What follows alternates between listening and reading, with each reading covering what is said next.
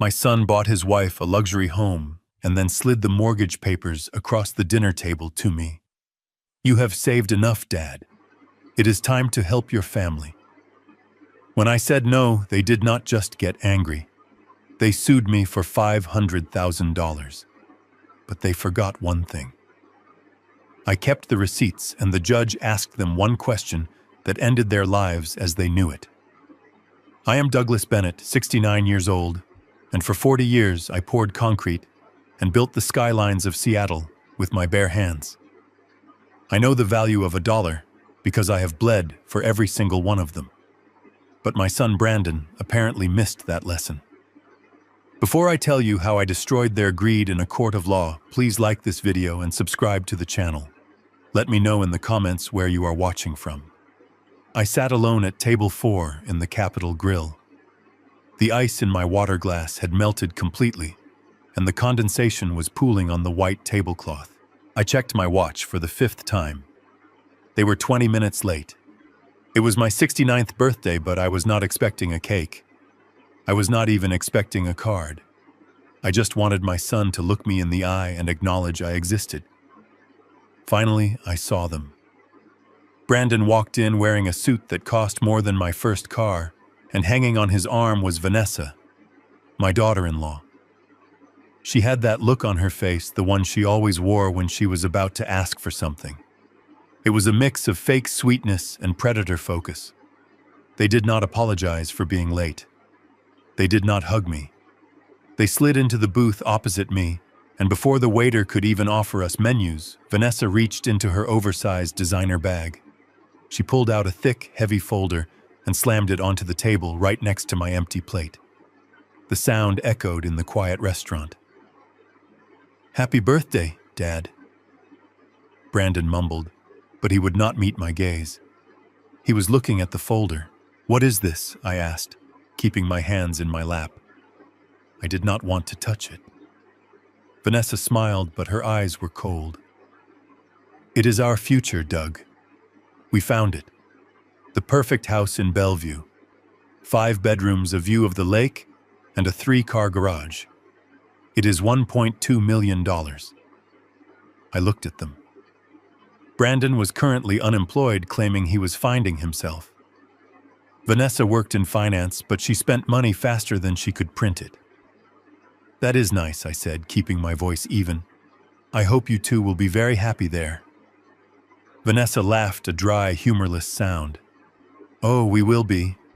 But the bank is being difficult about the debt-to-income ratio. They just need a guarantor, a co-signer." She opened the folder and flipped to a page flagged with a yellow sticky note. She uncapped a heavy, expensive pen and pushed it toward me. "We already filled out your information," she said. "You just need to sign here, and the down payment is 20%. We need you to wire $240,000 by tomorrow morning to lock in the rate." I stared at the pen. Then I stared at my son. 3 years ago, I sat in my kitchen with Brandon while he cried like a child.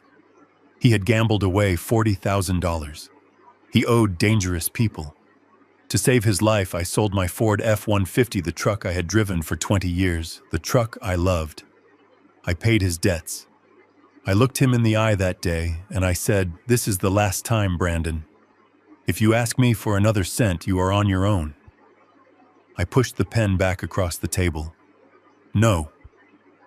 The word hung in the air like a gunshot. Vanessa's smile vanished instantly. "Excuse me," she hissed. "I said no," I repeated louder this time. "I am not co-signing a mortgage for $1 million home. I am not wiring you $250,000. You cannot afford this house." Brandon finally looked up. His face was turning red. "Dad, stop being difficult. You have the money. We know you do. You sold the construction company 10 years ago. You have millions sitting in accounts doing nothing, while your son lives in a 2-bedroom apartment. It is embarrassing. It is not doing nothing." "Brandon," I said, my voice dropping to a dangerous growl. "It is my retirement.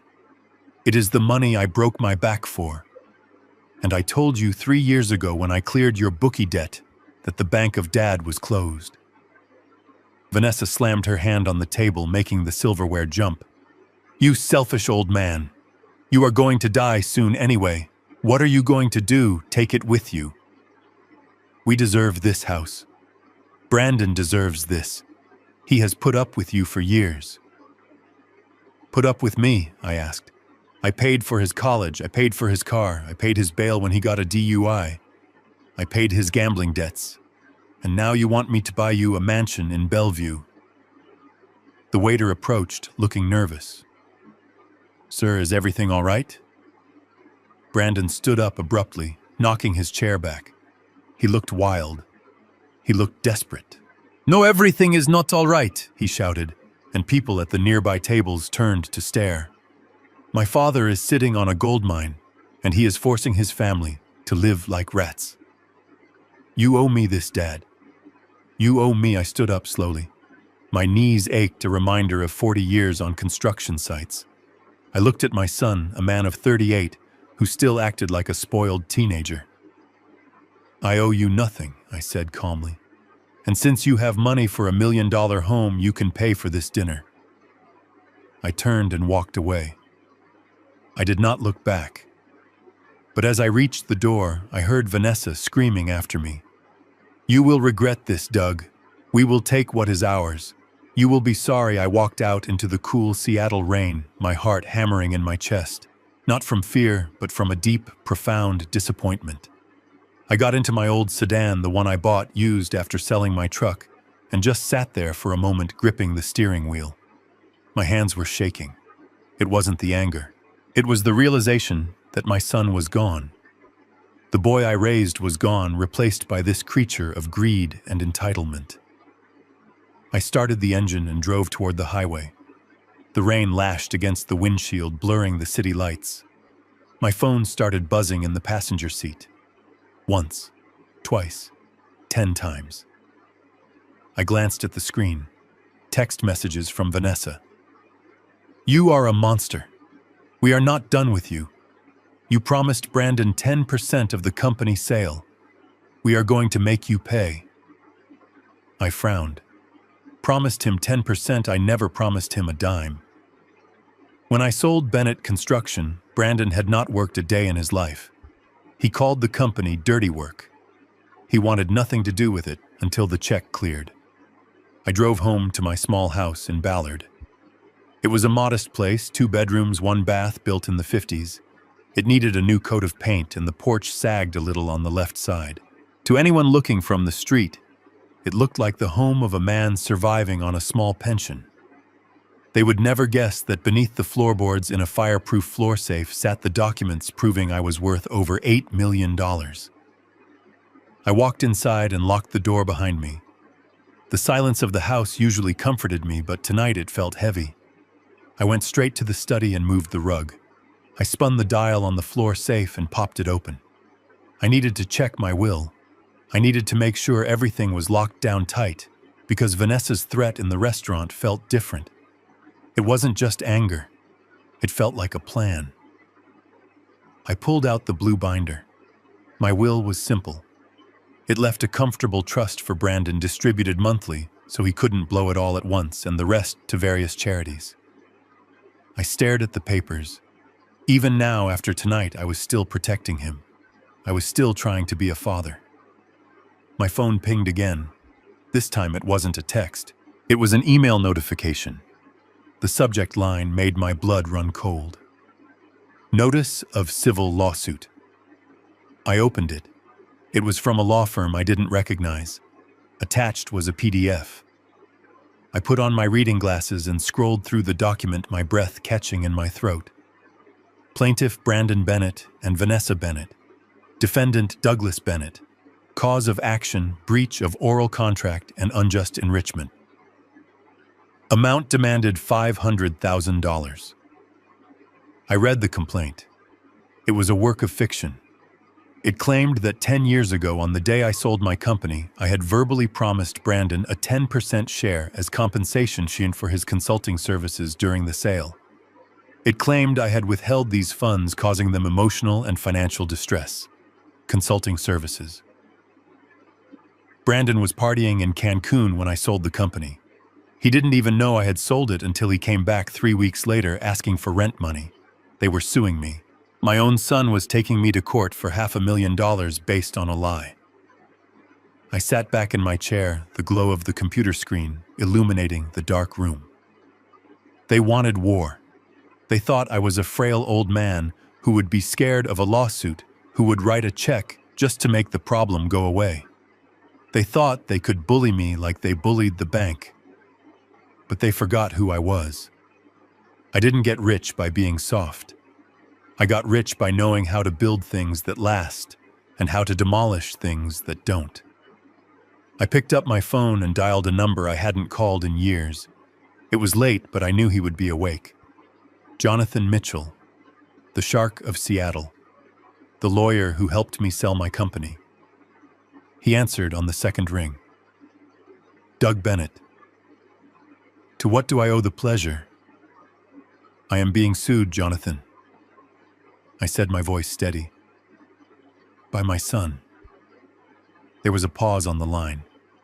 Then Jonathan let out a low, dry laugh. The kid who can't keep a job, what does he want? $500,000, I said.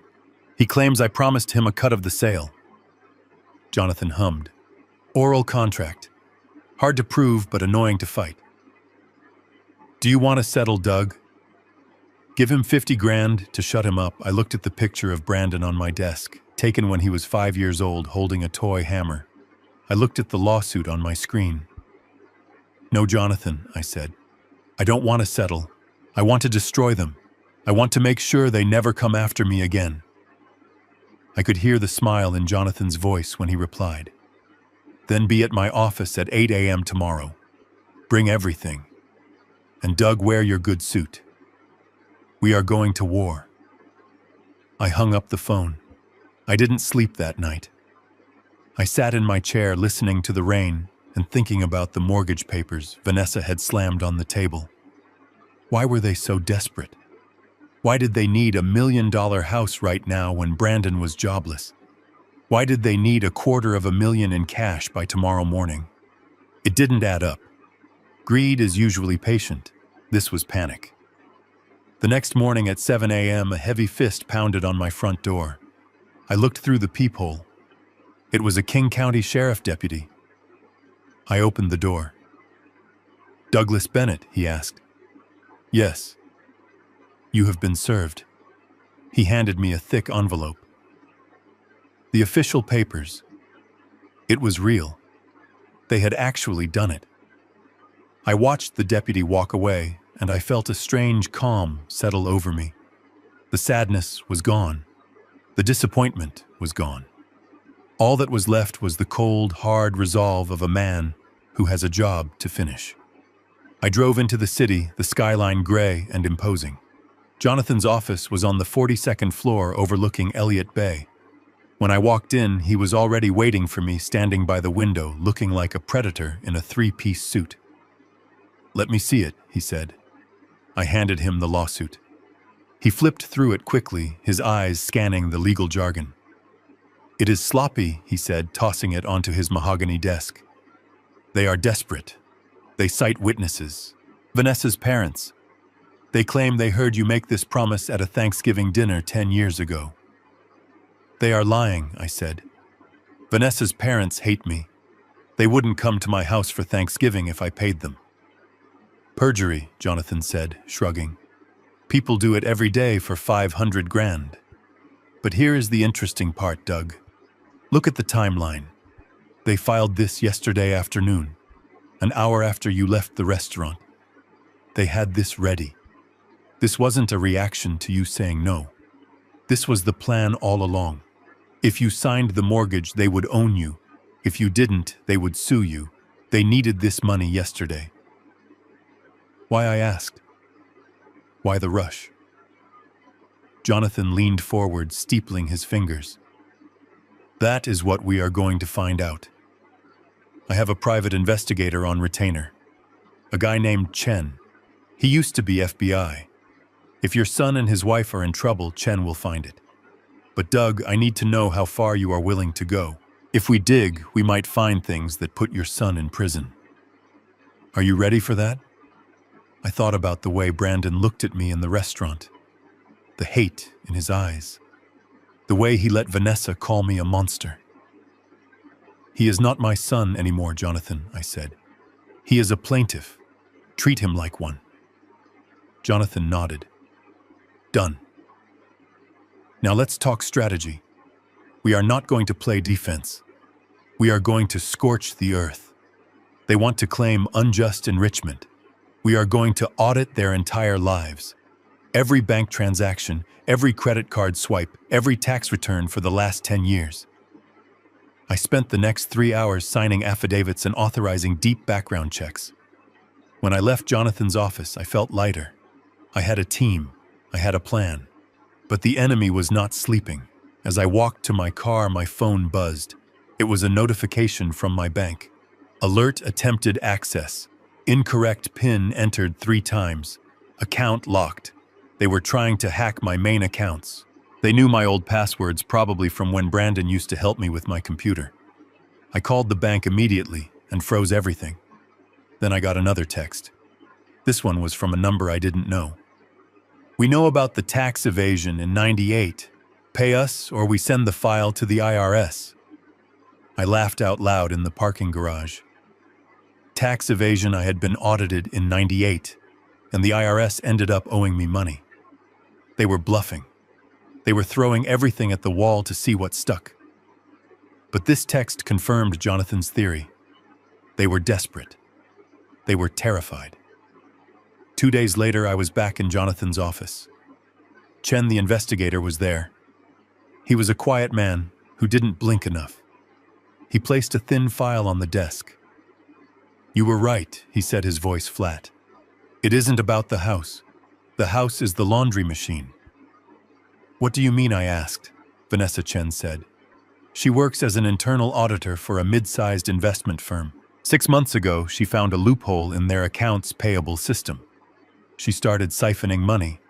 Small amounts at first, then bigger.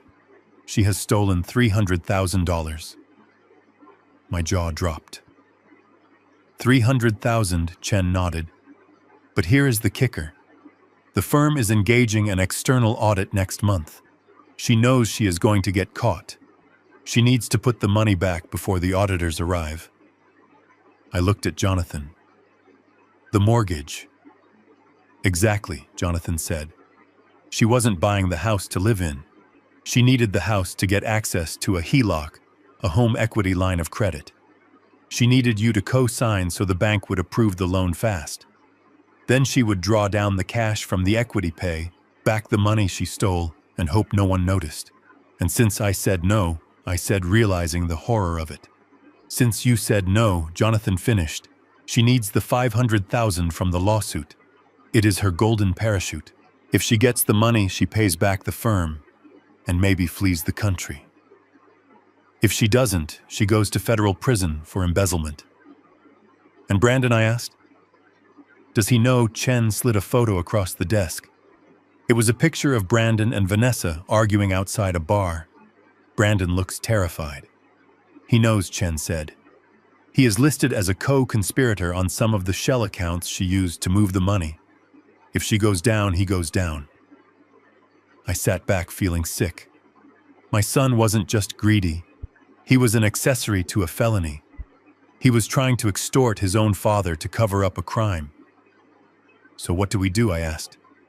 Do we call the police? Jonathan smiled a cold, sharp smile. Not yet. If we call the police now, the lawsuit drags on. We need them to admit it. We need them to hang themselves. How we are going to give them what they want, Jonathan said. A settlement meeting. We tell them you are scared. You are old. You don't want your tax secrets coming out. You want to pay. But I am not paying them a dime, I said. No, Jonathan agreed. But we are going to get them in a room. We are going to get them on record. And then we are going to drop the hammer. The meeting was set for Friday at the office of Brandon's lawyer, a man named Alvarez who worked out of a strip mall next to a dry cleaner. It was a far cry from Jonathan's glass tower. I wore an old cardigan and walked with a slight stoop, playing the part of the defeated old man. Jonathan walked beside me carrying nothing but a briefcase. Vanessa and Brandon were already there, sitting at a cheap laminate conference table. Vanessa looked triumphant. Brandon looked sweaty. So Alvarez said, smoothing his tie, "My clients are willing to drop the suit for $500,000. No admission of guilt. Just a clean break." I looked at Brandon. "Son, is this really how you want to do this?" Brandon wouldn't look at me. "Just sign the check, Dad. You have plenty. You won't even miss it." Vanessa leaned forward. "And we want it today. A cashier's check. Or we release the tax documents to the press." Jonathan spoke up. "My client is prepared to pay, but we need to clarify the nature of the payment for tax purposes. Is this payment fulfilling a contract debt, or is it a gift?" Vanessa's eyes narrowed. "Why does it matter?"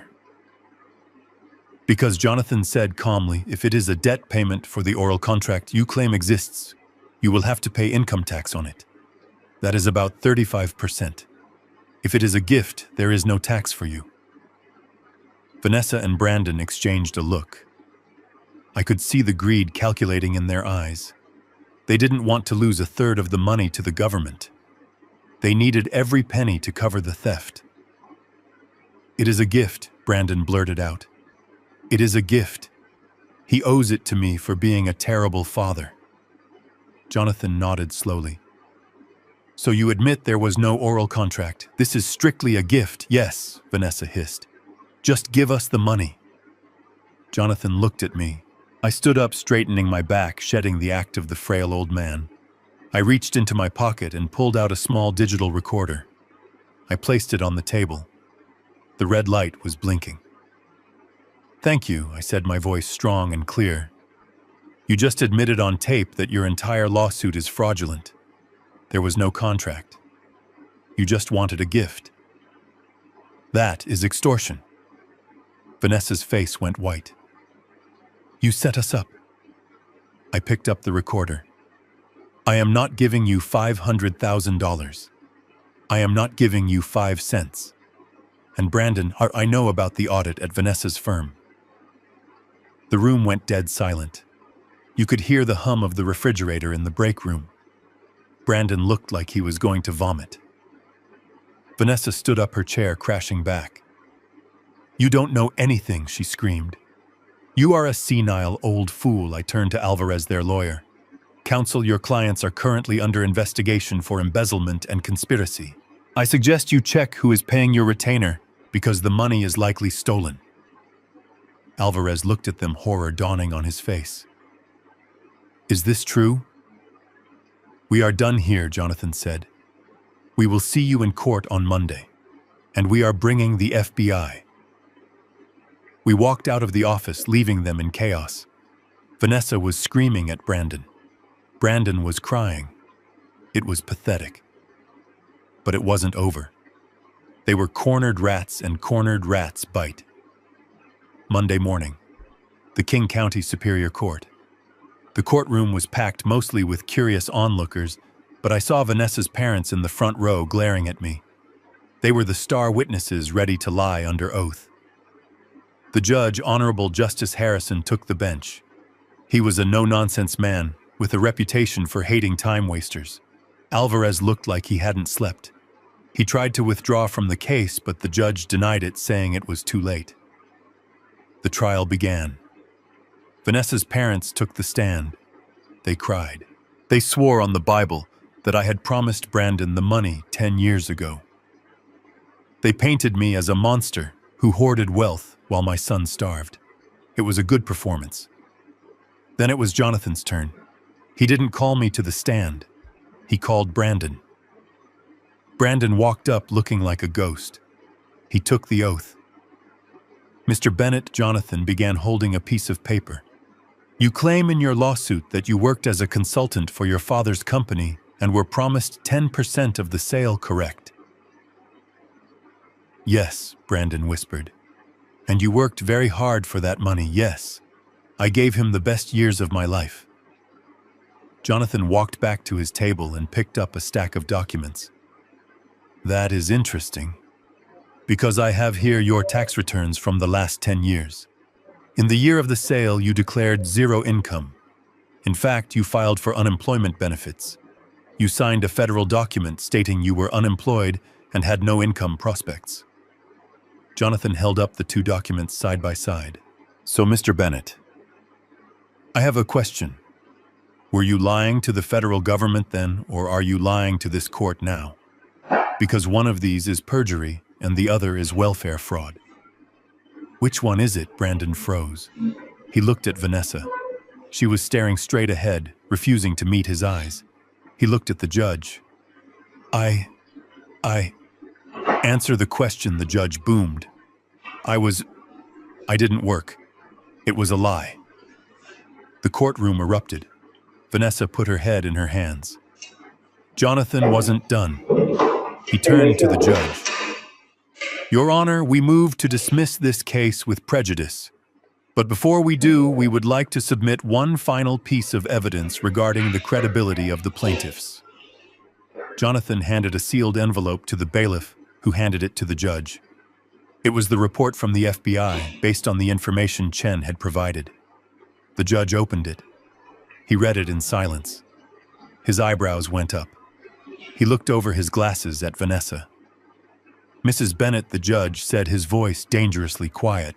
According to this report, the amount you are suing for $500,000 matches almost exactly the amount missing from the accounts you manage at your firm, plus the interest accrued. Vanessa stood up, trembling. That is a coincidence. You can't prove anything. The judge leaned forward. Mrs. Bennett, there are 2 federal agents standing at the back of my courtroom right now. They are not here for the architecture. Vanessa spun around. 2 men in suits were walking down the aisle. She tried to run. She actually tried to bolt for the side door, but the bailiff was faster. He grabbed her arm and she collapsed, screaming. It wasn't me. It was Brandon. He made me do it. Brandon jumped up. You liar, it was your idea. You stole the money, the judge slammed his gavel. Order in this court, but it was too late. The truth was out. The marshals handcuffed Vanessa right there in front of the judge. Brandon was arrested moments later as an accessory. The judge looked at me. Mr. Bennett, I apologize that your time was wasted. Case dismissed. The defendants are remanded into federal custody. I walked out of the courtroom into the bright Seattle sunshine. It was over. 6 months later, I sold the house in Ballard. I moved to a quiet community in Florida where the sun shines every day and nobody knows my name.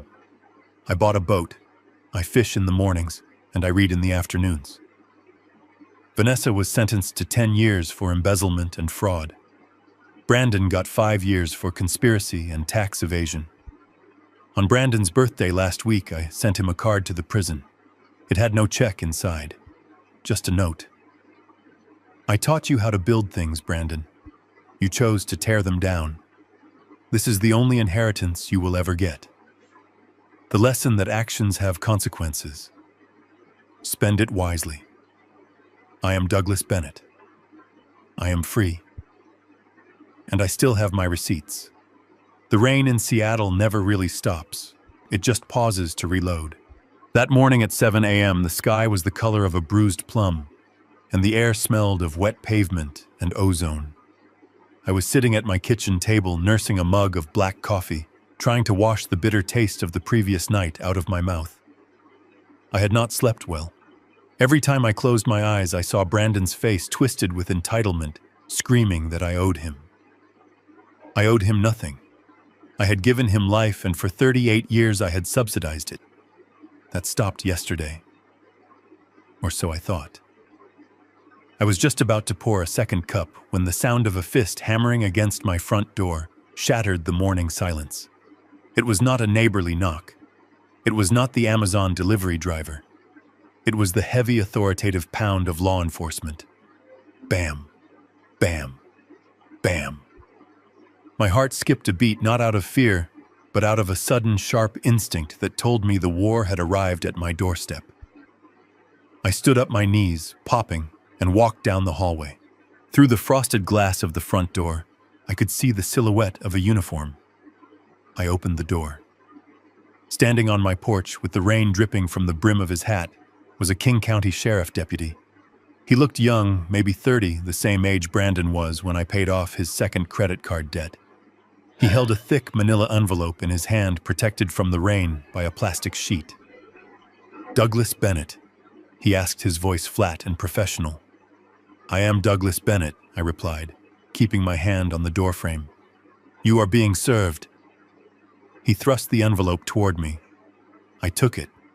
It felt heavy, heavier than a stack of papers should feel. It felt like a brick.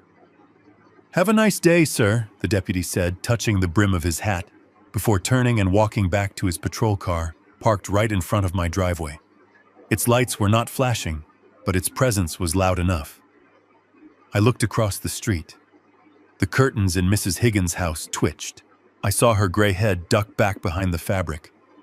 Within 10 minutes, the whole neighborhood would know that the police had visited Doug Bennett.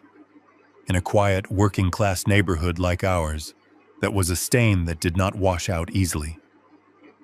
My son knew that. He knew exactly how much I valued my privacy and my good name. This was calculated.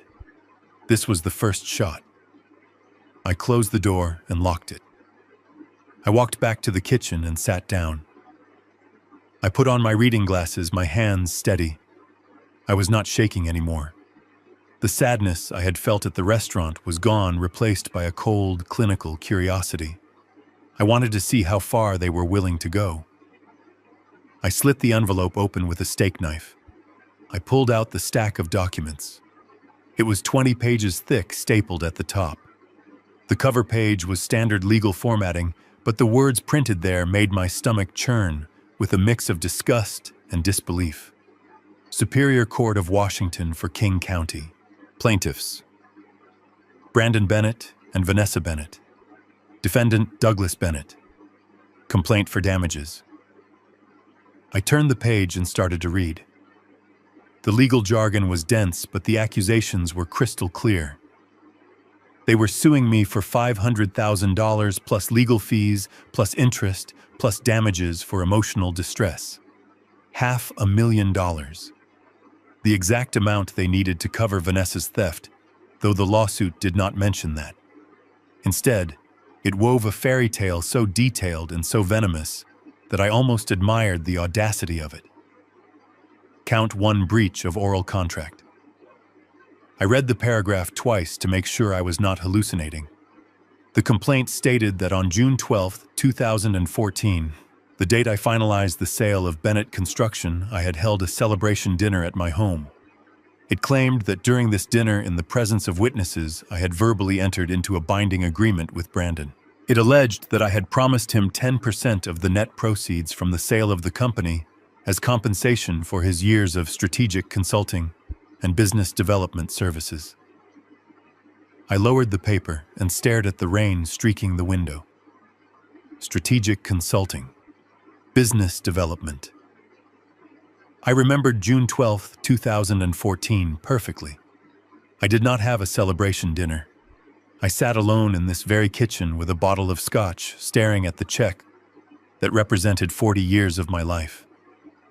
I felt empty that night, not celebratory. And Brandon, he was not even in the state. He was in Las Vegas on a trip I had paid for because he claimed he needed to clear his head after getting fired from a bartending job. He had called me that night not to congratulate me, but to ask for another $500 because he had put everything on black and lost. I looked back at the document. They had witnesses, affidavits attached at the back. I flipped to the end. There were 2 sworn statements signed and notarized, one from Vanessa's father and one from her mother. They swore under penalty of perjury that they were present at this imaginary dinner and clearly heard me promise Brandon the money. They were lying. They were risking prison time to help their daughter steal my retirement. I went back to the complaint. Count 2: unjust enrichment. It claimed that my company's success in its final years was largely due to Brandon's unpaid labor and innovative ideas, and that by keeping the full sale amount, I was unjustly enriching myself at his expense. It was laughable. Brandon had visited my job sites maybe 5 times in his life, usually to ask for cash or to borrow a truck he never refueled. He could not tell the difference between a Phillips head and a flathead screwdriver. He called manual labor peasant work. And now he was claiming he built my empire. I turned to the final page. The demand. $500,000 payable immediately. I set the papers down on the table.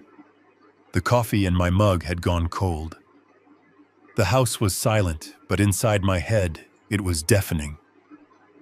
This was not a tantrum. This was a shakedown. This was my son looking at his father and seeing nothing but a prey animal to be hunted and stripped. They thought this would break me. They thought the shame of the sheriff at my door, the pressure of a lawsuit, and the threat of a public legal battle would make me fold. They were banking on the idea that I was just a lonely old man who wanted his family back and would pay any price for peace. They were wrong. I stood up and walked to the window, watching the rain fall on my overgrown lawn. I did not feel fear. I did not feel the urge to call Brandon and beg him to stop.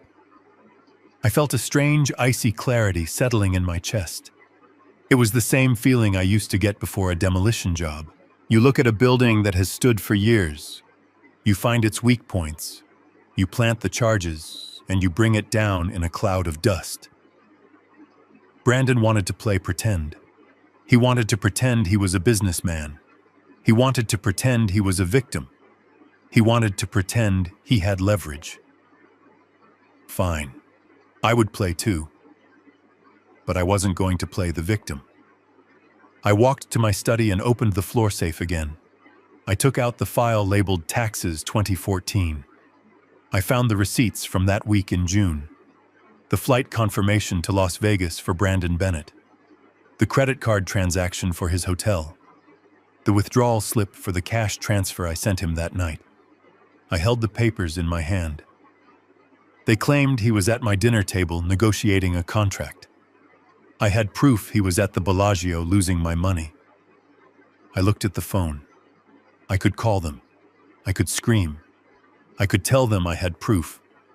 But that is what an amateur would do. That would give them time to change their story, to invent new lies. No, I would not call them. I would not warn them. I picked up the lawsuit and walked out the door into the rain. I got into my car and drove toward downtown Seattle. I was going to see the only man in this city who hated liars more than I did. I was going to see Jonathan Mitchell, and I wasn't going to ask him to defend me. I was going to ask him to help me load the cannon. As I drove, the windshield wipers kept time with my thoughts. Breach of contract, unjust enrichment, $500,000. My son didn't want an inheritance. He wanted a war. Well, he was about to find out that his father didn't just build skyscrapers. I knew how to bury things too. And I was going to bury this lawsuit so deep they would need a mining permit to find it. The cold anger in my gut was not burning out. It was freezing over, turning into a weapon. I wasn't Doug the dad anymore. I was the defendant, and the defendant pleaded not guilty. The elevator to the 42nd floor of the Columbia Center moved so smoothly it felt like standing still while the world dropped away beneath my feet. I watched the numbers climb in silence. My reflection in the polished brass doors looked back at me. I was wearing my charcoal suit, the one I usually saved for funerals and weddings. Today it felt appropriate for both. I was here to bury the relationship with my son and marry my fate to a legal strategy that would likely leave casualties. When the doors slid open, I stepped into a lobby that smelled of old money and aggressive air conditioning. The reception desk was a slab of marble that probably cost more than my first house. The receptionist, a young woman with a headset, looked up and smiled a professional smile that didn't reach her eyes. "Mr. Bennett," she said, "Mr. Mitchell is expecting you. Go right back." I walked down the hallway past glass-walled conference rooms where men in ties gestured at whiteboards. This was the engine room of Seattle. This was where fortunes were protected and lives were dismantled on letterhead stationery. I wasn't intimidated. I had built the foundations for buildings just like this. I knew that underneath the marble and the mahogany, it was all just steel and concrete holding up the weight. Jonathan Mitchell was standing by the floor-to-ceiling window, looking out at the gray expanse of Elliott Bay. The ferries looked like toys moving sluggishly across the water. Jonathan didn't turn when I walked in. He just kept watching the city. "It looks peaceful from up here, doesn't it, Doug?" he said, his voice low and gravelly. "You can't see the dirt. You can't hear the noise. You can just pretend it all works perfectly." He turned around. He was a man of 55 with silver hair cut close to his scalp and eyes that were 2 shades darker than gunmetal. He wasn't smiling. Jonathan didn't smile when he was working. He was a shark in a bespoke Italian suit, and I was the only client he still took personal meetings for, because I was the only client who had never lied to him. I sat down in one of the leather chairs facing his desk. I didn't say hello. I just reached into my briefcase and pulled out the thick packet of papers the sheriff had handed me that morning. I dropped it on his desk. The thud was heavy and final. "They did it, Jonathan," I said. He sat down and pulled the documents toward him. He put on a pair of rimless glasses and started to read. The room was silent except for the sound of pages turning and the soft hum of the ventilation. I watched his face. I was looking for shock. I was looking for outrage. But Jonathan just read with the cold detachment of a surgeon examining an X-ray of a terminal tumor. After 10 minutes, he closed the folder and took off his glasses. He leaned back in his chair, steepling his fingers. "Breach of oral contract," he said flatly. "Unjust enrichment. Intentional infliction of emotional distress." He looked at me. "It is a work of fiction, Doug, but it is a dangerous one." "I know," I said. "They have witnesses.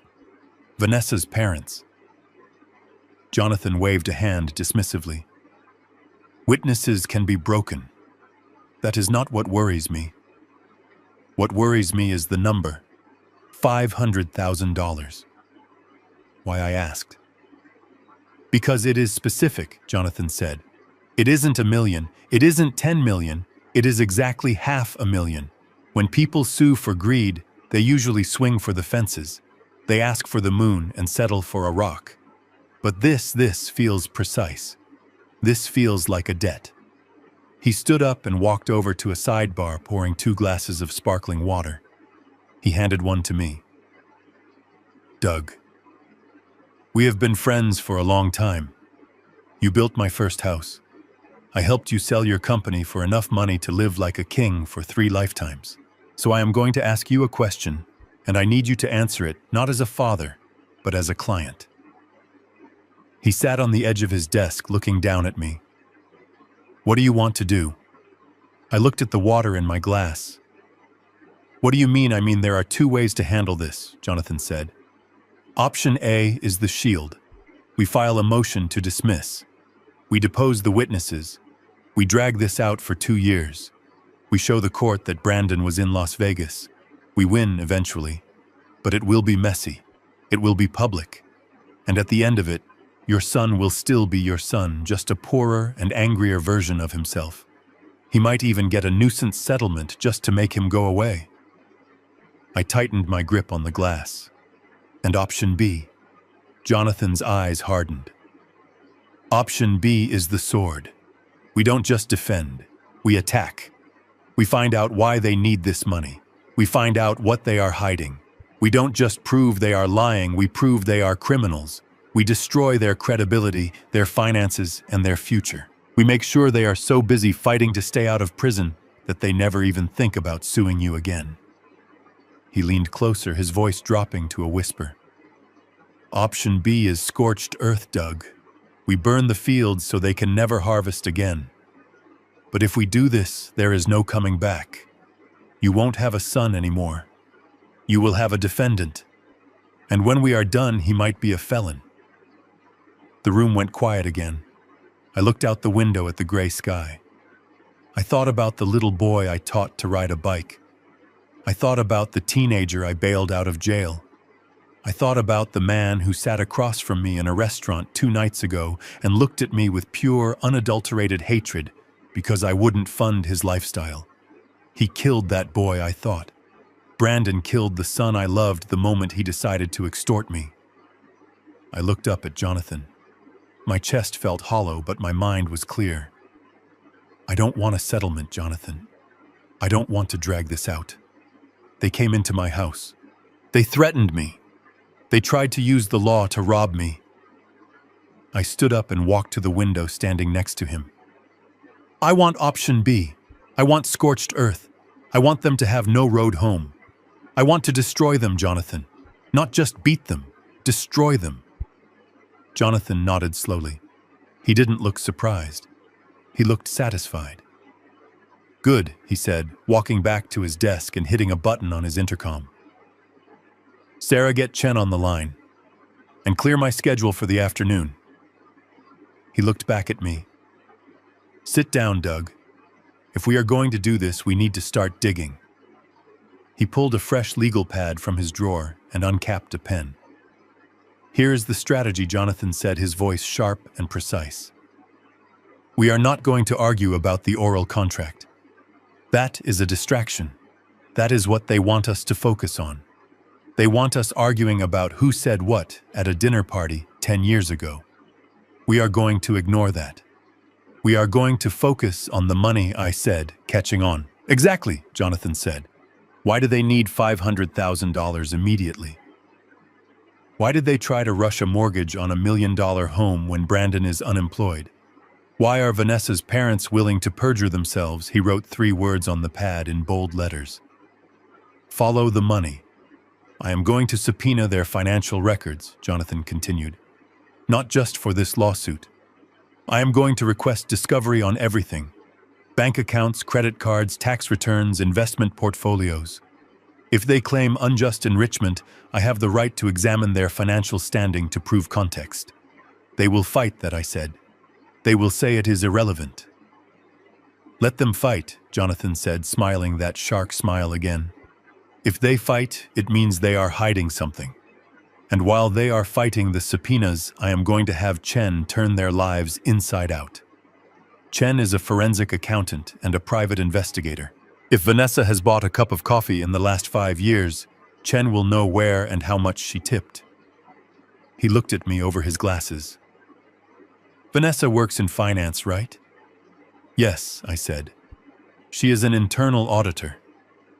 Interesting, Jonathan mused. An auditor who needs fast cash. That is a dangerous combination. If she is cooking the books at work or if she has debt she is hiding, we will find it. And if we find it, we don't just use it in this civil case. We hand it to the district attorney. We hand it to her employer. We hand it to the IRS. I felt a cold shiver go down my spine. This was it. This was the red button. Do it, I said. Jonathan wrote something else on the pad. Tax returns. You mentioned Brandon's gambling debt, Doug, Jonathan said. Did he declare any winnings? Did you file a gift tax return when you paid it off? I paid the bookies directly. Cash. Jonathan nodded. Good. That means Brandon likely has undeclared income, or at least unexplained lifestyle assets. We are going to audit him, Doug. We are going to compare what he told the IRS with what he is telling the court. In his lawsuit, he claims he worked for you as a consultant.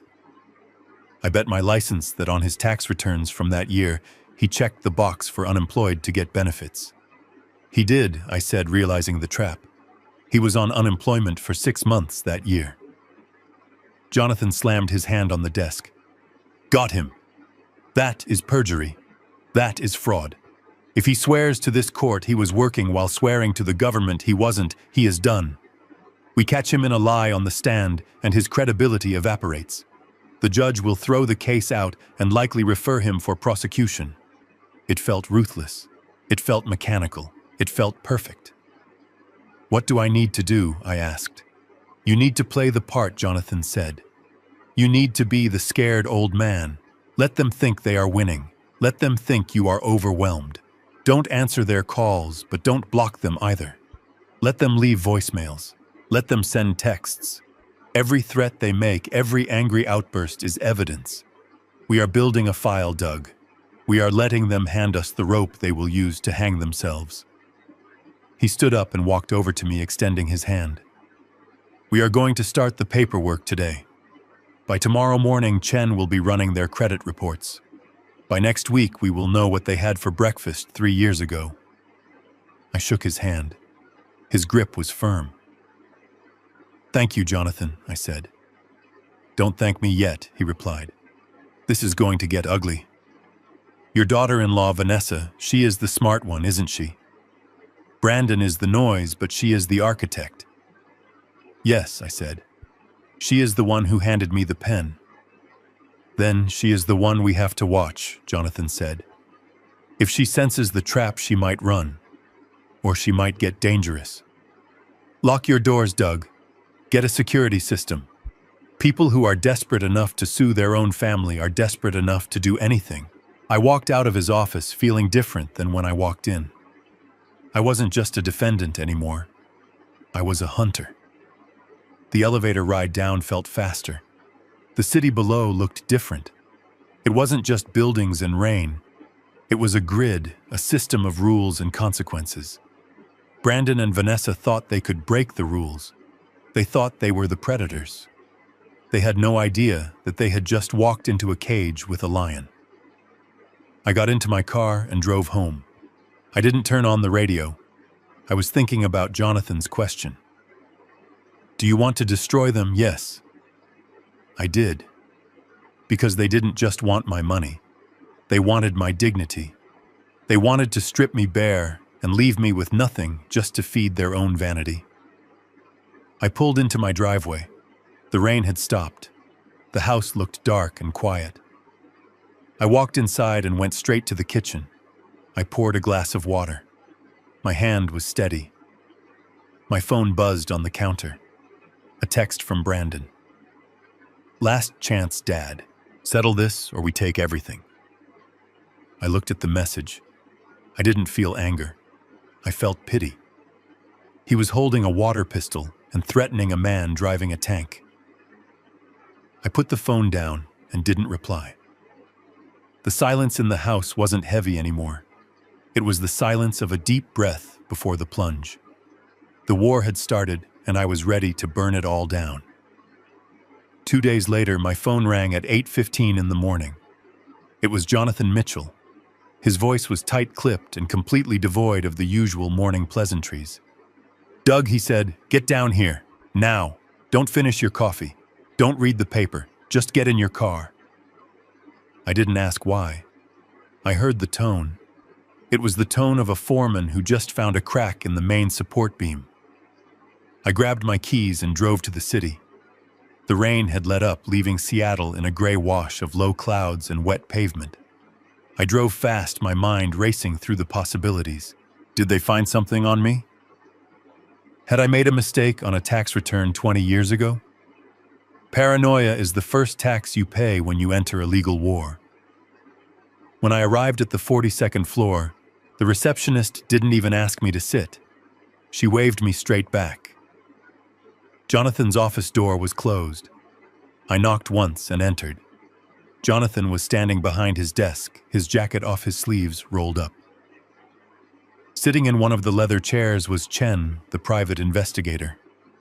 Chen was a small man with glasses that seemed too big for his face and a stillness that was unsettling. He looked like an accountant who had seen too many dead bodies. On the desk between them sat a single thin blue file folder. Sit down, Doug, Jonathan said. I sat. The air in the room was heavy, charged with static. We found it, Jonathan said. We know why. I looked at the folder. Why they need the money, I asked. Why they are desperate, Chen corrected.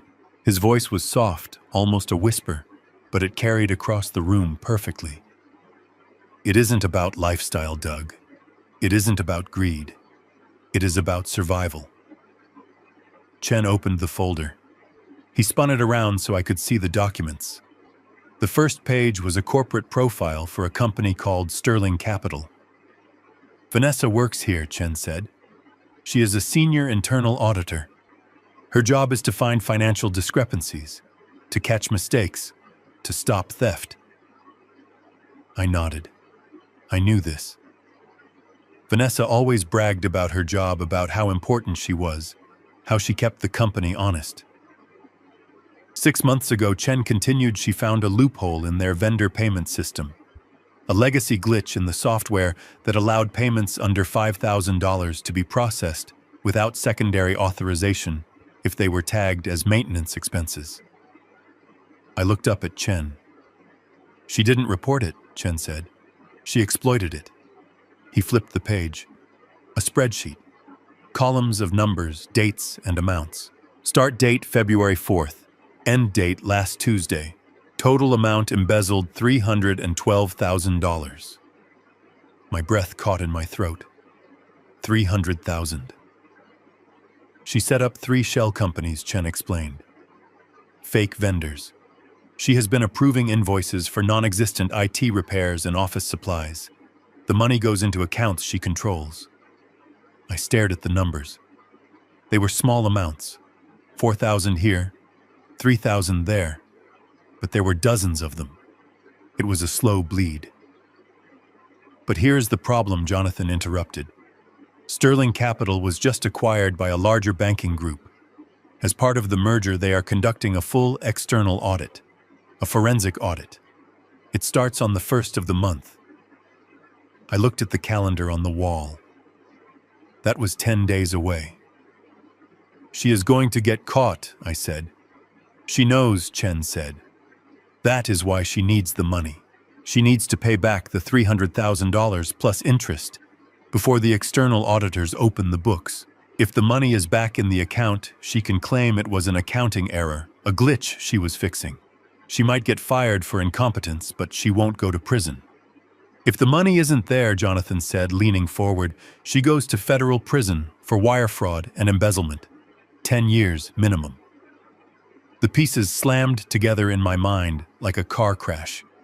The dinner, the mortgage, the house, I said. The house in Bellevue. Exactly, Jonathan said. It was never about living there. It was a financial vehicle. Think about the timing, Doug. She finds out about the audit 2 weeks ago. She panics. She needs $300,000 fast. She can't get a personal loan that size with her credit score, not without raising flags. So she buys a house, I said, working it out. A $1.2 million asset. Right, Jonathan said. But she needs a down payment to close the deal. $240,000. That is where you came in. If you signed the mortgage and paid the down payment, the house closes. The asset is hers. And then I said, realizing the next step. And then Chen finished, she opens a HELOC immediately. A home equity line of credit. With $1 million property and a solid co-signer like you, the bank would give her access to $300,000 or $400,000 in cash within days. She draws down the equity, takes the cash, pays back Sterling Capital, and hopes the auditors don't look too closely at the timestamps. It was brilliant in a sick, desperate way. She was going to use my money to buy a house so she could use the house to pay back the money she stole. But I said no, I whispered. And that is why they screamed at you, Jonathan said. That is why Brandon looked like he was going to kill you. You didn't just deny them a luxury home. You closed the only escape hatch they had. Without the house, there is no HELOC. Without the HELOC, there is no cash. So now they are suing me, I said. Plan B, Jonathan said. If they can't get the money from the bank via the house, they have to get it directly from you via the lawsuit. $500,000. Enough to cover the theft, the taxes on the settlement, and the legal fees.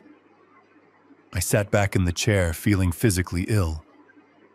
My daughter-in-law wasn't just a spoiled brat. She was a felon in waiting, and she was trying to turn me into her accomplice. "Does Brandon know?" I asked. The question hung in the air. I desperately wanted the answer to be no. I wanted my son to be a fool, not a criminal. Chen didn't speak. He just slid another piece of paper across the desk. It was a bank signature card for one of the shell companies used to launder the stolen money. At the bottom, in familiar scrawling ink, was the signature of the treasurer, Brandon Bennett. I closed my eyes. The room felt very small. My son. My boy. He wasn't just aware of it. He was part of it. He was helping her steal. He was helping her hide it. And now he was helping her hunt his own father to cover their tracks. "He is terrified," Doug Jonathan said, his voice softer now. "I suspect Vanessa drove this. She is the auditor. She knew the system. Brandon just went along because he is weak and he likes the money. But now they are trapped in a room with a ticking bomb. They are suing you, not because they want to, but because they have to. It is the only way out." I opened my eyes. I looked at the file. The evidence was all there. The transfers, the dates, the signatures. It was a map of their destruction. "So what do we do?" I asked. My voice sounded hollow. "Do we call the police? Do we hand this to the FBI?" Chen looked at Jonathan. Jonathan looked at Miwoo. "We could," Jonathan said. "We could walk this over to the U.S. Attorney's office right now. They would have warrants by dinner. Brandon and Vanessa would be in custody by morning." I thought about it. I thought about Brandon in handcuffs. I thought about the shame. But Jonathan continued. "If we do that, the lawsuit stays active for a while. It becomes a mess. And frankly, Doug, you lose the satisfaction of looking them in the eye when they realize they lost." "What do you suggest?" I asked. "We hold it," Jonathan said. "We keep this file. We let them think they are winning. We let them walk into that courtroom. We let them lie on the record. We let them commit perjury. We let them testify that they are honest, hard-working people who were wronged by a greedy father." And then I said, the anger starting to burn through the sickness. And then Jonathan smiled a smile that was all teeth. "We dropped the hammer. We don't just win the lawsuit. We hand-deliver them to justice in the most public, undeniable way possible. We let the judge see this. We let the judge ask the question." I looked at the signature card again. Brandon Bennett, treasurer. He had signed his name to a crime. He had signed his name to my destruction. "Do it," I said. Jonathan nodded to Chen. "Keep digging. I want to know where every cent went. I want to know if they bought cars, clothes, vacations. I want to be able to show the jury exactly what my client's son considers consulting work." Chen gathered the papers. "One more thing, Mr. Bennett." "Yes, Vanessa made a call yesterday," Chen said, "to a travel agent.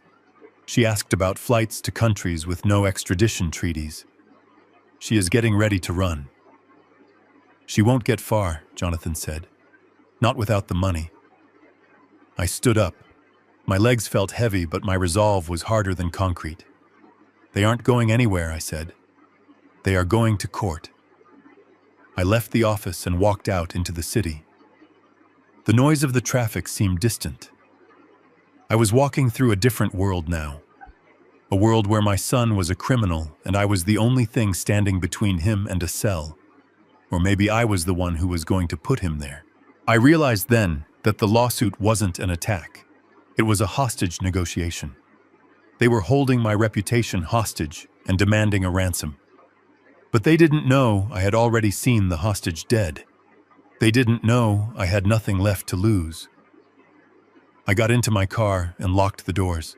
I looked at my phone. There was a missed call from Brandon. No voicemail. Just a silent electronic footprint of his panic. I started the engine. I wasn't going to call him back. I wasn't going to save him. Not this time.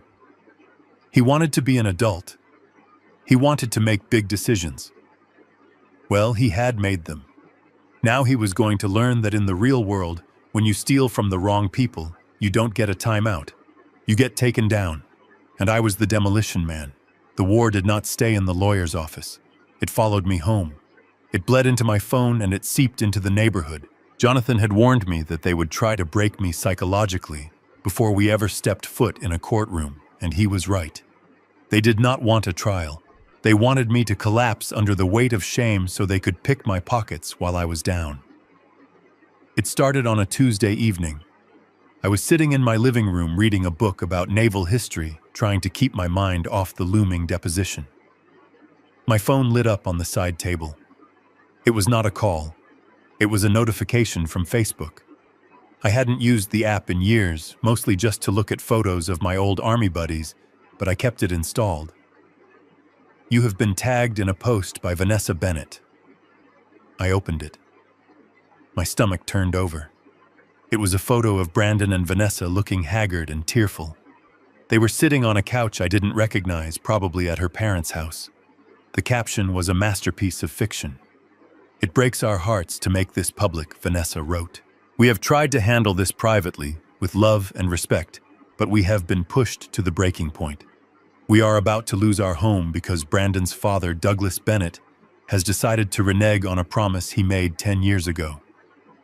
A promise to share the family wealth that Brandon helped build. Instead, he has chosen to watch his only son struggle while he sits on millions. We are not asking for charity. We are asking for justice.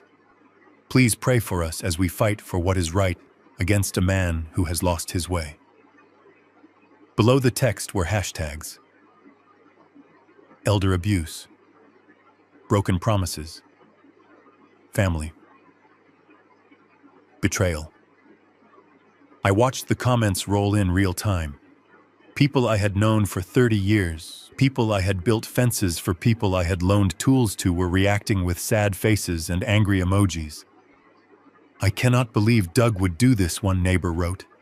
"He always seemed so nice. You never know what goes on behind closed doors." "Stay strong, Vanessa," another commented. "The truth will come out. Shame on him." I sat there in the blue light of the screen, feeling the walls closing in. They were painting me as a senile tyrant. They were isolating me. It is a classic predator tactic. Separate the prey from the herd. Make them feel alone. Make them feel like the only way to stop the pain is to surrender. Then the calls started. My sister-in-law, Ruth, my late wife's sister. We hadn't spoken much since Mary died, but she called me at 9 p.m. "Doug," she said, her voice shrill, "I just saw Vanessa's post. Is it true? Are you really letting them starve?" "They are not starving, Ruth," I said, keeping my voice calm. "They are living in a condo and driving BMWs." "Don't lie to me, Doug," she snapped. "Vanessa said you promised him that money. She said you are hoarding it. Mary would be ashamed of you." That hit me hard. "Mary." "Ruth," I said firmly, "you don't know what is happening. You don't know what they have done." "I know that family helps family," she yelled. "Fix this, Doug, or don't bother coming to the family reunion next month." She hung up. I put the phone down. My hand was shaking. Not from fear, but from a rage so cold, it felt like ice in my veins. They were using Mary against me. They were using the memory of the woman I loved to extort me. I didn't reply to the post. I didn't call Ruth back. I remembered Jonathan's orders. Be the victim.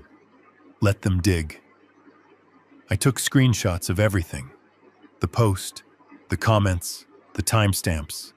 I forwarded them to Chen. "File it," I typed. Harassment. 2 nights later, the digital war turned physical. It was raining again, a heavy sheet of water that drummed against the roof. I was in the kitchen making a sandwich when I saw headlights sweep across the front window. A car had pulled into my driveway, not parked on the street. pulled right up to the garage door, aggressive and close. I checked the security monitor Jonathan had made me install. It was Brandon's car. I didn't turn on the porch light. I didn't unlock the door. I walked to the hallway and stood in the shadows. I reached into my pocket and pulled out the digital recorder I now carried everywhere. I pressed record. The pounding started. It wasn't a knock. It was fists hammering against the wood. Dad, Brandon screamed, "I know you are in there." Open the door. I stood perfectly still. Doug. It was Vanessa. Her voice was screeching, cutting through the sound of the rain. "Open this door right now, you can't hide from us." They pounded for 5 minutes straight. They kicked the door. I could hear the wood frame groaning. If they broke it down, I would have to defend myself. I had a baseball bat in the closet, but I didn't want to use it. I wanted them to hang themselves with their own words. "Come out, you coward," Brandon yelled. "You think you are tough, you are nothing. You are a lonely, pathetic old man. Give us the money." I moved closer to the door, holding the recorder up. "We know you are talking to lawyers," Vanessa shouted. "We know you are investigating us. You better stop, Doug. You better stop right now, or we will make sure everyone knows about you. We will tell them you are crazy. We will tell them you hit me." I froze. That was a threat. A specific, malicious threat to fabricate a crime. "Did you hear that, Brandon?" She screamed at the door. "I am going to tell the police he hit me. I will ruin him." She was losing control. The pressure of the impending audit, the stolen money, the fear of prison, it was making her sloppy. She was screaming her conspiracy for the whole neighborhood to hear. And for my recorder. I didn't say a word. I just listened. And as I stood there in the dark, listening to my son curse my name, my mind drifted back. It went back 5 years to a hospital room at Swedish Medical Center.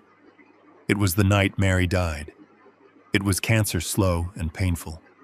We had been there for 3 days, sleeping in chairs, watching her fade. She had finally slipped into a coma around midnight. The doctors said it was a matter of hours. I was holding her hand. Her skin was paper-thin and cold.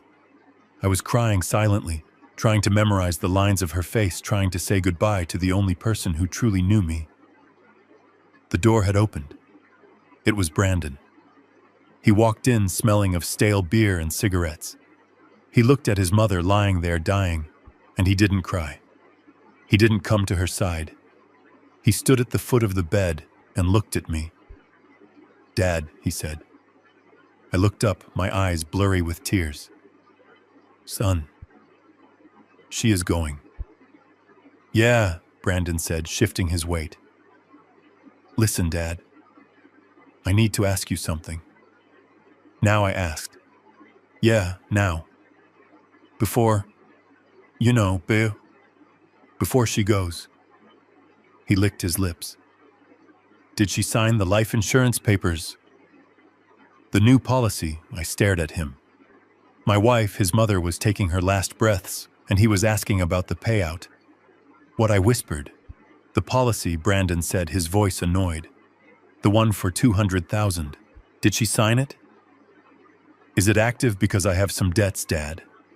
And when this pays out, I am going to need my share." I stood up that night. I let go of Mary's hand for the first time in 3 days. I walked over to my son. I was 64 years old, but I grabbed him by the collar of his jacket and I shoved him against the wall of the hospital room. "Get out," I hissed. "Get out before I kill you." He looked surprised. "Jesus, Dad. I am just being practical." "Get out," he left. Mary died an hour later.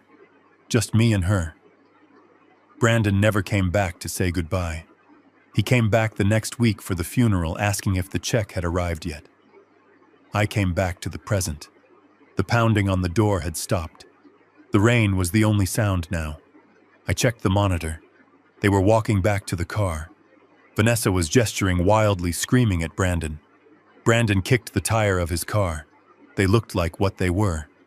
Desperate, dangerous animals trapped in a corner. They got in the car and backed out, tires spinning on the wet asphalt, leaving black marks on my driveway. I stopped the recording. I saved the file. I named it Harassment and Threats, Nov 12. I walked back to the kitchen. My heart was beating slow and hard. The sadness I had felt for years, the guilt I had carried thinking I had failed as a father, it was gone. Evaporated. That night in the hospital, I had seen who Brandon really was. I had seen the emptiness inside him. I had spent 5 years trying to ignore it, trying to buy his love, trying to fix him with money. But you cannot fill a black hole. You can only fall into it. Tonight, listening to them threaten to frame me for assault, I finally accepted it. My son was not a victim of a bad wife. He was not a good kid who lost his way. He was a partner in the firm. He was just as rotten as she was. I poured the rest of my water into the sink. I picked up my phone and sent the audio file to Jonathan. I added a text message. They were here. They threatened to frame me. I have it all on tape. Add it to the pile. Jonathan replied instantly. Got it. This is gold, Doug. This goes to the judge. Stay inside. Lock the doors. We are close. I locked the phone. I looked around my empty, quiet house. They thought they were terrorizing me. They thought they were making me weak. But all they were doing was reminding me why I had to finish this. They had insulted my wife's memory. They had threatened my freedom. And they had underestimated my resolve. I went to the window and watched the street. The rain was washing away the tire marks, but it wouldn't wash away what happened tonight. Let them post on Facebook. Let them call my relatives. Let them scream at the door. Every word they said was another nail in their coffin. I was done enduring. I was done waiting. Tomorrow we would file the response. Tomorrow we would unleash the subpoenas. And soon, very soon, I would look Brandon in the eye, not as his father, but as the man who was going to take everything he thought he was entitled to and leave him with nothing but his own choices. I turned off the lights and went to bed. For the first time in a week that I slept like a baby. I knew exactly what I had to do, and I knew I was going to win. The sun finally broke through the clouds on Friday morning, but it brought no warmth to my house in Ballard. I sat at my kitchen table, the same table where I had fed Brandon breakfast for 18 years, and stared at my phone. It was a black rectangle of glass and plastic, but in my hands it felt like a detonator. Jonathan Mitchell had given me the green light at 8 a.m. He sent a text that consisted of 2 words. Do it. I took a deep breath. I closed my eyes and pictured the man my son wanted me to be. He wanted a frail, confused old pensioner. He wanted a man whose spirit had been broken by public shaming and late-night screaming matches. He wanted a victim. I exhaled slowly, letting my shoulders slump forward. I relaxed my jaw, letting my face sag. I coughed a dry, rattling cough just to get the timbre right. I was not an actor, I was a contractor. But today I had to build a performance that would hold up under the weight of $500,000. I dialed Brandon's number. It rang 4 times. He was making me wait. It was a power play. Finally, he answered. What do you want? He snapped. There was no hello, just the aggression of a man who thinks he holds the whip. I let a moment of silence hang in the air. I let my breath hitch audibly. Brandon, I said, my voice trembling just enough. It is Dad. I know who it is, he said. I have caller ID. If you aren't calling to tell me you signed the check, I am hanging up. Wait, son, please, I said, pitching my voice higher, weaker. I can't take this anymore. The silence on his end changed. It wasn't impatient anymore. It was attentive. The predator smelled blood. What do you mean? He asked. The neighbors, I said, injecting a note of panic into my tone. Mrs. Higgins won't look at me. People are posting things online. And the other night when you came over, I was scared, Brandon. I am old. I don't want to fight with my family. I don't want to die alone in this house with everyone hating me. I paused, waiting. I needed him to buy it. I needed his ego to override his suspicion. Well, Dad, Brandon said, his voice softening into that patronizing tone that was almost worse than the yelling. We told you this would happen. You brought this on yourself. You were being stubborn. I know, I said. I know. I want it to stop. I want to see my granddaughter again. You can see her when you fix this, he said. I took a shaky breath. Okay. You win. I want to settle. There it was. The surrender. I could almost hear him smiling through the phone. I could imagine him signaling to Vanessa, giving her a thumbs up. You want to settle? He repeated, savoring the words. Does that mean the full amount? 500,000. Yes, I said. But I can't. I can't do it over the phone. I need to see you. I need to make sure this ends it.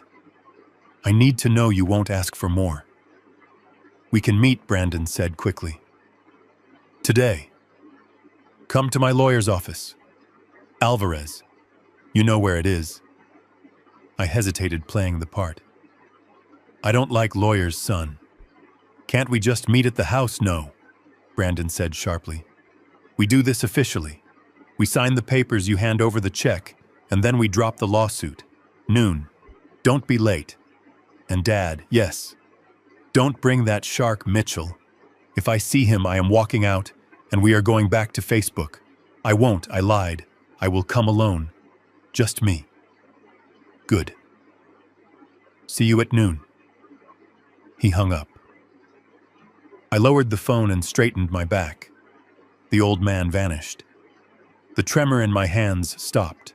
I walked to the sink and drank a glass of water. My eyes fixed on the clock on the wall. It was 9:30. I had 2 hours to prepare for the most important meeting of my life.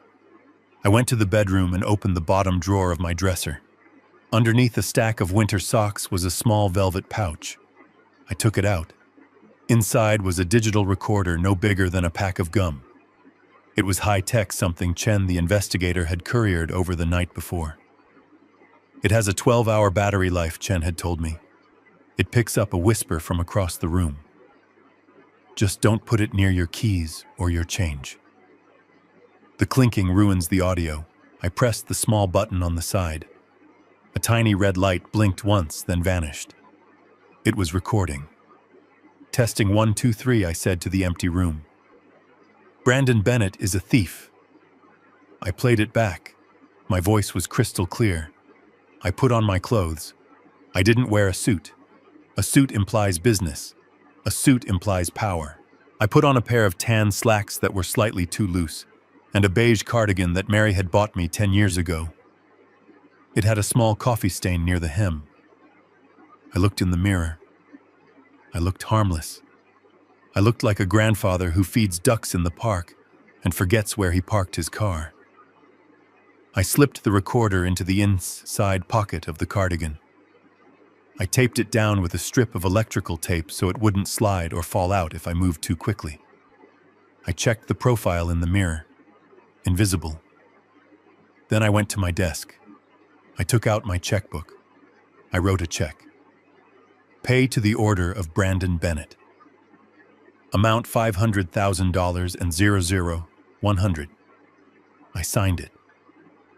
My hand didn't shake. This check was the bait. It was the piece of cheese in the mousetrap. I knew they would never cash it. I knew that by the time they tried, I would have destroyed them. But they needed to see it. They needed to smell the money to lose their minds. I put the check in my wallet. My phone rang again. It was Jonathan. Are you ready, Doug? I am ready, I said. Remember, Jonathan said, his voice intense. You are not there to argue. You are not there to defend yourself. You are there to get them to admit two things. One, that there was no oral contract. 2, that they are demanding this money as a gift. If you get that on tape, the IRS handles the rest. And Doug. Yeah, if Vanessa gets close, be careful. She's cornered. I will be fine, I said. I hung up. I walked to the front door. I looked at the umbrella stand where Mary's old walking cane still sat gathering dust. I hadn't touched it in 5 years. I picked it up. It felt light in my hand. I didn't need a cane. My legs were strong. But Doug, the defeated father, needed a cane. I stepped out onto the porch. The rain had started again, a light drizzle that misted my glasses. I locked the door behind me. As I walked to my car, leaning heavily on the cane, I thought about the first time I held Brandon. He was so small. I promised him I would protect him from the world.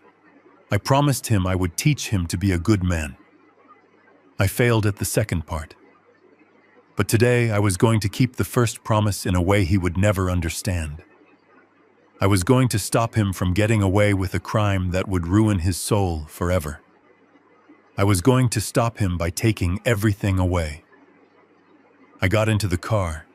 I placed the cane on the passenger seat. I patted the pocket with the recorder. "Showtime," I whispered. I started the engine and drove toward the strip mall where Alvarez had his office. I drove slowly under the speed limit, letting cars pass me honking. Let them honk. Let them think I was slow. Let them underestimate me. I was driving into the lion's den, but the lions didn't know that the man walking in wasn't meat. He was poison. The law office of Peter Alvarez was wedged between a vape shop and a payday loan center in a strip mall that had seen better decades. The asphalt in the parking lot was cracked like a dry riverbed, and the sign above the door was missing the letter Z. It was fitting, I thought. My son was trying to sell his soul, and he had brought it to a pawn shop. I parked my car away from the other vehicles, a black BMW that belonged to Brandon, and a red Mercedes that I knew Vanessa had leased 3 months ago. They were parked aggressively, taking up 2 spots each, as if to claim dominion over this patch of concrete wasteland. I turned off the engine and sat for a moment, listening to the engine cool. My hand went to my chest, pressing against the beige cardigan to feel the hard plastic rectangle of the digital recorder. It was there. It was running. I picked up Mary's cane from the passenger seat. I opened the door and stepped out, hunching my shoulders, dropping my head. I shuffled toward the tinted glass door, my steps heavy and slow.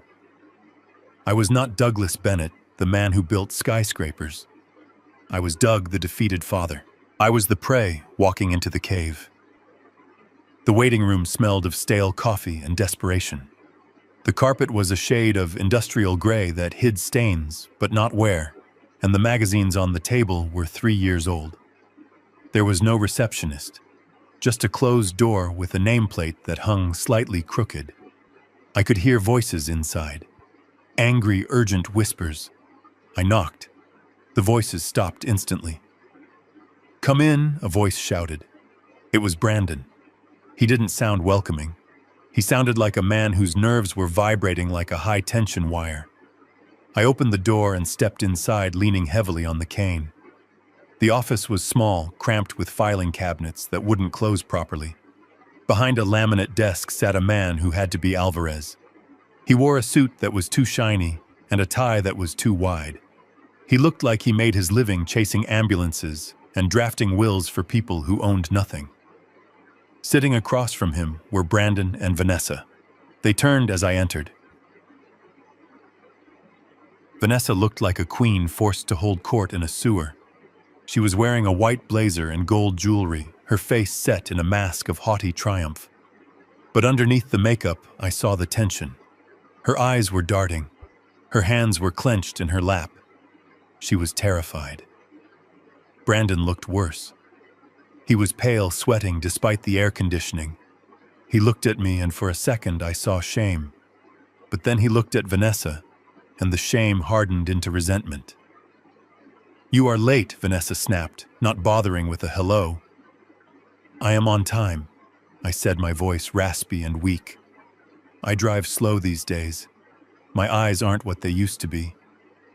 Sit down, Alvarez said, gesturing to a folding metal chair. Mr. Bennett, I am Peter Alvarez, representing your son and daughter-in-law. I understand we are here to execute a settlement agreement.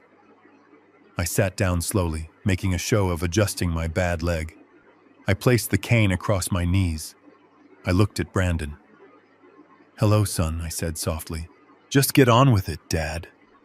Brandon muttered, looking at the floor. Alvarez cleared his throat. He pushed a document across the desk. It was thin, just 3 pages. This is a standard settlement and release, he said. By signing this, you agree to pay the plaintiffs $500,000 immediately. In exchange, they agree to dismiss the lawsuit with prejudice. This means they cannot sue you again for this specific claim. It also includes a non-disclosure agreement. No one talks about this. Ever. I looked at the paper. It was a surrender. It was a confession of guilt I hadn't committed. I brought my checkbook, I said, reaching into my pocket with a trembling hand. Good, Vanessa said. Her eyes were locked on my hand. She looked like a shark smelling blood in the water. Write it now. A cashier's check would have been better, but we will take a personal check if we can verify funds immediately. I opened the checkbook. I took out a pen. I laid it flat on the messy desk. I looked at the amount line. $500,000. It was a fortune. It was enough to put a kid through college 10 times over. It was enough to retire in luxury, and they wanted it to cover up a theft. I hesitated. I let the pen hover over the paper. I let my hand shake just a little more. Vanessa let out a sharp breath. What is the problem, Doug? Sign it. I looked up at Alvarez. I looked at Brandon. I let confusion cloud my face. There is just one thing, I said. My accountant. He told me I have to be careful. Vanessa rolled her eyes. Careful about what? You have the money. We know you do, taxes, I said quietly.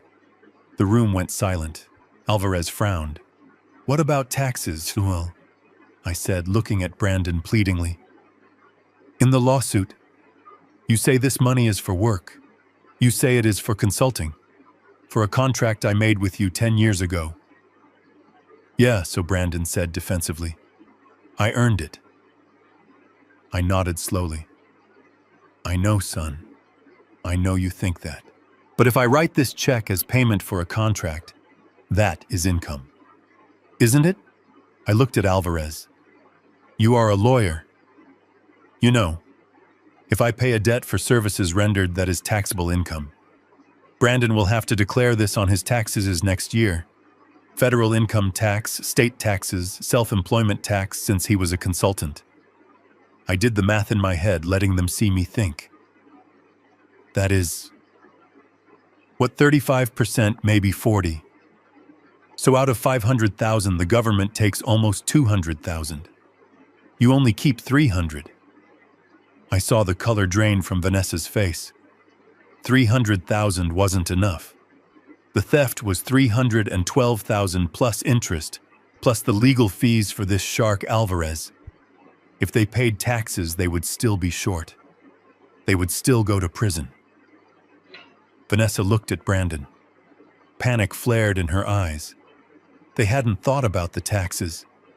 They were so focused on the number they forgot the government always takes its cut. I don't care about taxes, Brandon snapped. Just give me the money. But son, I continued, my voice whining slightly. If I pay this as income, I have to file a 1099 form with the IRS. I have to report that I paid you. And since you didn't declare this income 10 years ago when you supposedly did the work, the IRS might audit you. They might wonder why you waited 10 years to get paid. The penalties could be huge. Alvarez looked uncomfortable. He loosened his tie. Mr. Bennett raises a valid point. If this is settlement for a contract breach, it is taxable. No. Vanessa slammed her hand on the desk. No audits. We can't have an audit. She stopped, realizing she had said too much. Alvarez looked at her sharply. Why can't you have an audit, Mrs. Bennet? She ignored him, turning her fury on me. You are trying to trick us. You are trying to wiggle out of it. I am not trying to trick anyone, I said, sounding hurt. I just want to help. I brought the money. Look, I started writing. 5, 0, 0. But I paused again. There is another way, I said softly. They all leaned in. It was magnetic. The pull of the solution. What way, Brandon asked. If this isn't for work, I said. If this isn't a contract payment. If I just give it to you. As a father. A gift, Alvarez asked. Yes, I said. A gift. Under federal law, I can give a gift. I pay the gift tax, not you. You get the full $500,000. Tax-free. No reporting. No 1099. No IRS looking at your accounts. I saw the relief wash over Brandon's face. It was pathetic. He didn't care about the lie. He didn't care about his dignity. He just wanted the cash cold and hard. Do that, he said quickly. Make it a gift. But son, I said, looking him right in the eye, my voice steadying just a fraction. If it is a gift, that means there was no contract. It means I never promised you anything 10 years ago. It means the lawsuit is... well, it isn't true. Brandon didn't hesitate. He didn't even look at Vanessa. He looked at the checkbook. Who cares, he said. Call it whatever you want. Call it a gift. Just sign the damn check. Vanessa interrupted. Wait. If we call it a gift, we have to drop the lawsuit first. Yes, I said. But I need to hear you say it. I need to know that we are clear. I am an old man. I don't want to be confused later. I looked at Vanessa. Is this a gift, Vanessa? Or do I owe you this money for a contract? She glared at me. She hated me in that moment more than she had ever hated anyone. But she loved her freedom more. She needed that tax-free cash to cover the hole in her company's ledger. It is a gift, she hissed through clenched teeth. There was no contract. We made it up to get your attention because you wouldn't help us. Are you happy you forced us to lie? Now give us the money as a gift. I looked at Brandon. And you, son, you admit there was no consulting work, no promise at dinner. It was a gift, Brandon said loud and clear. You owe it to me as a father, but legally... Fine. It is a gift. There was no contract, I nodded slowly. I finished writing the check.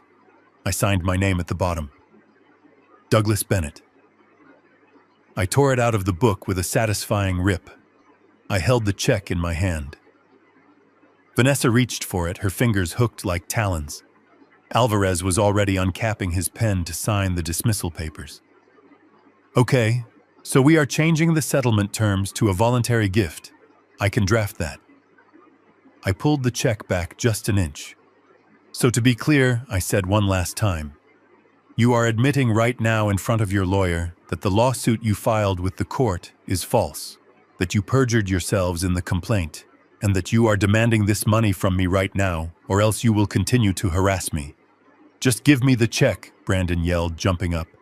Yes, it was a lie. We needed the money. Stop torturing us and pay up. I sat there for 1 second longer. I felt the recorder against my ribs, warm and vibrating. I had it. I had the confession. I had the extortion. I had the admission of perjury. And I had the motive. I smiled.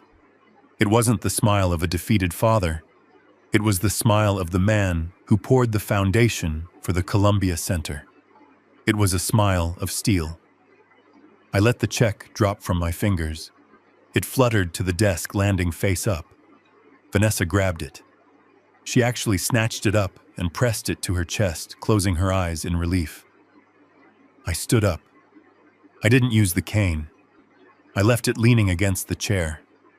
I straightened my back, stretching to my full 6-foot height. The stoop was gone. The tremor was gone. Thank you, I said, my voice booming in the small office. Alvarez looked up, confused by the change in my tone. Mr. Bennett, thank you for confirming that there was no contract, I said. And thank you for admitting on tape that you are attempting to extort me. Vanessa's eyes snapped open. She looked at the check. Then she looked at me. I reached into my cardigan and ripped the tape holding the recorder. I pulled the small black device out and held it up. The red light was still blinking, steady and unblinking, like a robotic eye. I recorded everything I said, every word. You just admitted to filing a false lawsuit. You admitted to perjury, and you admitted to extortion. Brandon's face went the color of ash. Dad, what are you doing? I am not your dad right now, Brandon, I said, cold as the grave. I am the defendant, and I just won. I looked at Vanessa. And that check. You might want to look at the date. She looked down at the paper in her hands. She screamed. It was dated for the year 2050. You can cash that when I am dead, I said, which according to you should be any day now. But until then, it is a piece of paper, just like your lawsuit. Vanessa threw the check at me. You bastard! You old bastard! She lunged. She actually came over the desk, her nails aiming for my face. She was a wild animal, cornered and rabid. Vanessa, no, Alvarez shouted. He jumped up and grabbed her by the waist, hauling her back. She was kicking and screaming, spitting curses that would make a sailor blush. I stepped back calmly, brushing a speck of dust from my cardigan. I am leaving now, I said to Alvarez. I suggest you withdraw from this case, counselor. Unless you want to be named as a co-conspirator in the criminal charges I will be filing. Criminal charges. Alvarez choked out, struggling to hold Vanessa. Oh yes, I said, walking to the door. Extortion is a felony. Filing false court documents is a felony. And Brandon. I looked at my son, who was slumped in his chair, staring at the wall as if his life had just ended. I know about the audit at Sterling Capital, I said. I know about the $300,000 Vanessa stole. And I know you signed the checks for the shell company. Brandon looked at me and started to cry. Silent, terrifying sobs. I opened the door. See you in court, I said. I walked out of the office and into the parking lot. The rain had stopped. The air tasted sweet. I walked to my car without the cane. I left Mary's cane in that office. It belonged to the past. Behind me, I heard the muffled sounds of screaming from inside the office. It sounded like music. I got into my car and started the engine. My hands were steady. My heart was light. I pulled out my phone and called Jonathan. I got it, I said. They confessed. Everything. I could hear Jonathan's smile through the phone. Bring it to me, Doug. We have a judge to see. I drove away, leaving the BMW and the Mercedes behind. They looked smaller in my rearview mirror. Just expensive piles of metal owned by people who had already lost everything and just didn't know it yet. The trap was sprung. The steel jaws had snapped shut. Now all that was left was to skin them.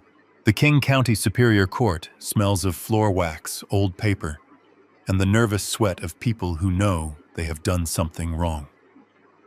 Monday morning brought a gray light filtering through the high, narrow windows, casting long shadows across the mahogany benches. I sat at the defense table next to Jonathan Mitchell. I wore my charcoal suit again, but this time I wore it like armor.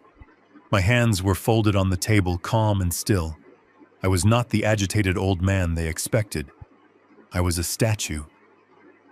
Across the aisle, Brandon and Vanessa sat with their lawyer, Alvarez. They looked like they hadn't slept in 3 days. Brandon was vibrating his leg, bouncing up and down under the table, shaking the water pitcher. Vanessa was pale, her makeup applied with a heavy hand to cover the dark circles under her eyes. She kept whispering to Alvarez, pulling at his sleeve. Alvarez looked like a man marching to the gallows.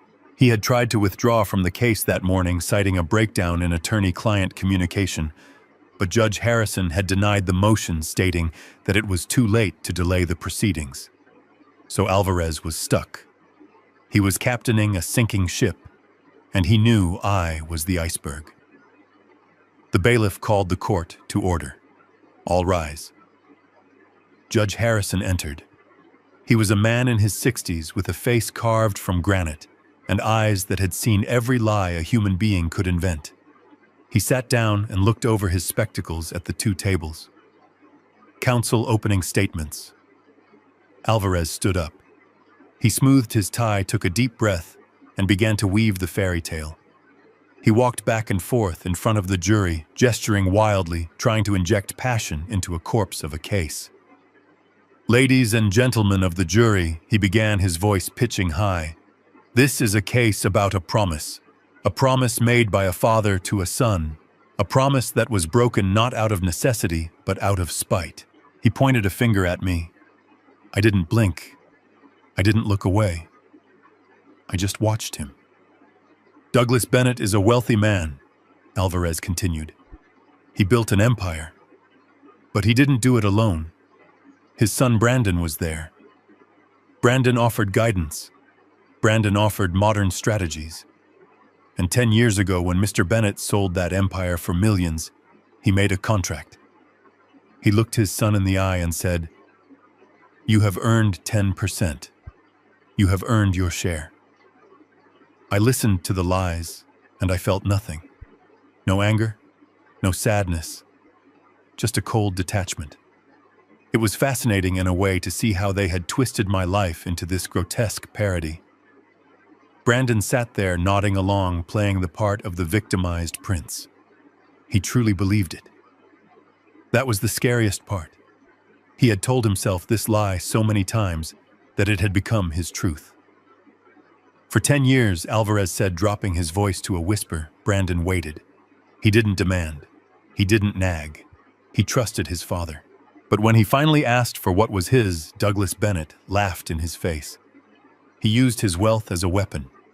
He decided to punish his son for daring to ask for what he was owed. This lawsuit is not about greed. It is about justice. It is about holding a man to his word. Alvarez sat down, wiping sweat from his forehead. He avoided looking at me. Jonathan stood up. He didn't walk around. He didn't point fingers. He stood behind his table, solid and immovable. The evidence will show, Jonathan said, his voice calm and resonant, that there was no contract, there was no work, and there was no promise. The evidence will show that this lawsuit is nothing more than a desperate attempt to extract money from a father who has already given too much. He sat down, short, brutal.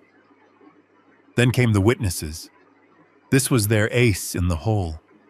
Vanessa's parents, Robert and Linda. They were small, bird-like people who had always looked at me with a mixture of envy and disdain. They walked to the stand clutching Bibles, looking for all the world like concerned grandparents. Linda went first. She swore to tell the truth, the whole truth, and nothing but the truth. Her hand didn't even tremble. Mrs. Miller Alvarez asked, "Were you present at the dinner on June 12, 2014? "Yes, I was," Linda said, her voice wavering perfectly. "It was at Doug's house. We were celebrating the sale of the company. And did you hear a conversation between Douglas and Brandon regarding the proceeds of that sale I did? It was very clear." Doug raised a glass. He was drinking scotch. He said, "Brandon, I couldn't have done this without you. 10% is yours, son. You have earned it. I remember it because I was so happy for them. I thought finally Brandon is being appreciated." She wiped a tear from her eye. A fake tear born of greed and fear. She wasn't crying for Brandon. She was crying because her daughter needed bail money. And did Mr. Bennett ever pay that money? No. Linda sniffed. He kept it all. He bought boats and cars and left Brandon with nothing. It broke my heart to see my son-in-law struggle while his father lived like a king. I looked at Brandon while she spoke. He was watching me. He was waiting for me to jump up. He was waiting for me to shout liar just like I had at the restaurant. He wanted the outburst. He needed the outburst because if I lost control, it would validate their story. It would make me look like the angry, unstable tyrant they were describing. But I didn't move. I sat with my hands clasped, breathing slowly and evenly. I looked at Linda with the same expression I would use to look at a wall that needed painting. Blank, unimpressed. This silence was my weapon. I could see it unnerving Brandon. He shifted in his chair. He whispered something to Vanessa. She hissed back at him, telling him to shut up. They were expecting a fight, but I was giving them a void. Jonathan didn't cross-examine Linda. He simply said, "No questions, Your Honor." It was a power move. It told the jury that her testimony was so irrelevant, so obviously fabricated, that it wasn't even worth the dignity of a challenge. Then Robert took the stand. He repeated the same story almost word for word. It was rehearsed. It was scripted. He added a few flourishes claiming I had hugged Brandon and called him my partner. Again, I sat silent. I thought about the files in Jonathan's briefcase. I thought about the tax returns. I thought about the flight records to Las Vegas. Let them talk. Let them pile the lies as high as the ceiling. The higher they built, the harder they would fall. When Robert finished, he glared at me. It was a look of pure malice. He hated me because I had succeeded where he had failed. He hated me because I had money and he had debt. And now he thought he was taking it from me. Jonathan stood up for cross-examination this time. "Mr. Miller," Jonathan asked. "Jonathan, you say this dinner happened on June 12th, yes?" "Absolutely. And you are certain of the date?" "I am. It was the day the sale closed." "Thank you," Jonathan said. "No further questions." Robert looked confused as he stepped down. He had expected a battle. He had expected to be grilled. He walked back to his seat, looking unsure. "The plaintiff rests," Alvarez announced. The courtroom was quiet. The jury looked at me. Some of them looked sympathetic towards Brandon. The story was compelling. The witnesses were emotional. If I had been a juror, I might have believed it too. But the play was only half over. Judge Harrison looked at Jonathan. "Mr. Mitchell, is the defense ready to proceed?" "We are, Your Honor," Jonathan said. He stood up and walked to the center of the room. He didn't call me. He didn't call character witnesses. He turned and looked directly at the plaintiff's table. "The defense calls Brandon Bennett to the stand." The air left the room. Brandon froze. He hadn't expected this. He thought he could hide behind his lawyer and his in-laws. He looked at Alvarez. Alvarez nodded nervously. He had no choice. Brandon stood up. His legs looked shaky. He walked to the witness stand and sat down. He swore the oath. His voice was a whisper. I watched my son. I watched the boy I had carried on my shoulders. I watched the man who had signed his name to a shell company used to launder stolen funds. I looked for a trace of the child I loved, but all I saw was a stranger in a suit he couldn't afford, telling lies he couldn't maintain. Jonathan walked up to the stand holding a single piece of paper. He didn't look like a lawyer anymore. He looked like an executioner. "Mr. Bennett," Jonathan said, his voice pleasant and conversational. "You have just heard your in-laws testify that you were at a dinner in Seattle on June 12, 2014. Is that correct?" "Yes," Brandon said, gripping the arms of the chair. "And you stand by that statement? You were there. I was." Jonathan nodded. He walked back to his table and picked up a thick stack of documents. The sound of the paper hitting the wood was loud in the silent room. "Then we have a mystery, Mr. Bennett," Jonathan said, turning back to him, his smile vanishing instantly. "Because I have here a flight manifest from Alaska Airlines, and I have credit card receipts from the Bellagio Hotel and Casino in Las Vegas, Nevada." Brandon's eyes went wide. "And these records," Jonathan continued, his voice rising, "show that on June 12th, 2014, the day you claim you were eating steak in Seattle, you were actually checking into a suite in Las Vegas, a suite paid for by your father. Jonathan slammed the papers onto the railing of the witness stand. So I ask you, Mr. Bennett, were you in two places at once, or are you lying to this court right now? Brandon opened his mouth, but no sound came out. He looked at Vanessa. She was staring straight ahead, her face a mask of stone. She knew. She knew the trap had just snapped shut. I sat in my chair and watched. I didn't smile. I didn't gloat. I just watched the demolition begin. The first pillar had crumbled. The dust was rising, and the building was coming down. The silence that followed the revelation of the Las Vegas trip was heavy enough to crush a man, but Jonathan Mitchell was not done. He did not give Brandon time to recover. He did not give him time to invent a new excuse or look to his wife for a lifeline. Jonathan simply placed the flight records on the evidence table and walked back to the podium. He moved with the slow, deliberate grace of a predator that knows the chase is over and the kill is inevitable. Mr. Bennett, Jonathan said, his voice dropping to a conversational volume, which somehow made it more terrifying. Let us move past the date of the dinner. Perhaps you are confused. Perhaps your memory is faulty. Let us talk about the work itself. Brandon exhaled a shaky breath. He wiped his palms on his knees.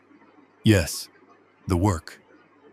In your complaint, Jonathan continued, you state that you provided strategic consulting services to your father's company for 3 years leading up to the sale. You claim these services were vital.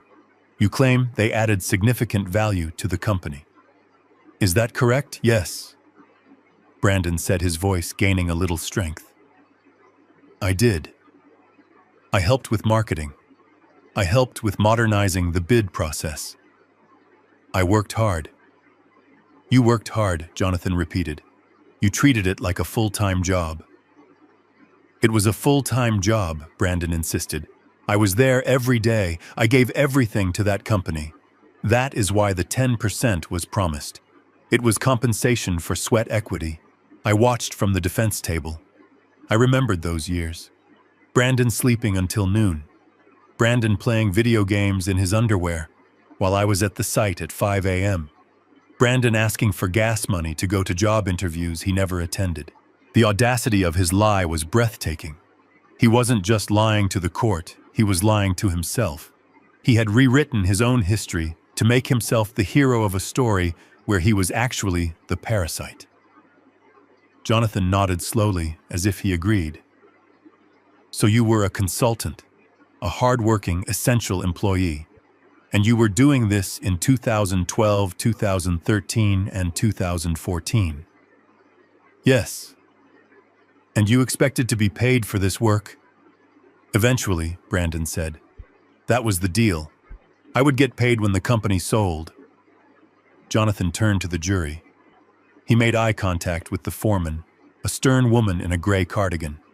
Then he turned back to Brandon. Mr. Bennett, I am confused. Because if you were working so hard, if you were providing such valuable services, one would assume you were a productive member of society. One would assume you were solvent. I was investing my time, Brandon said defensively. Jonathan walked back to our table. He picked up another stack of documents. These were not flight records. These were thicker.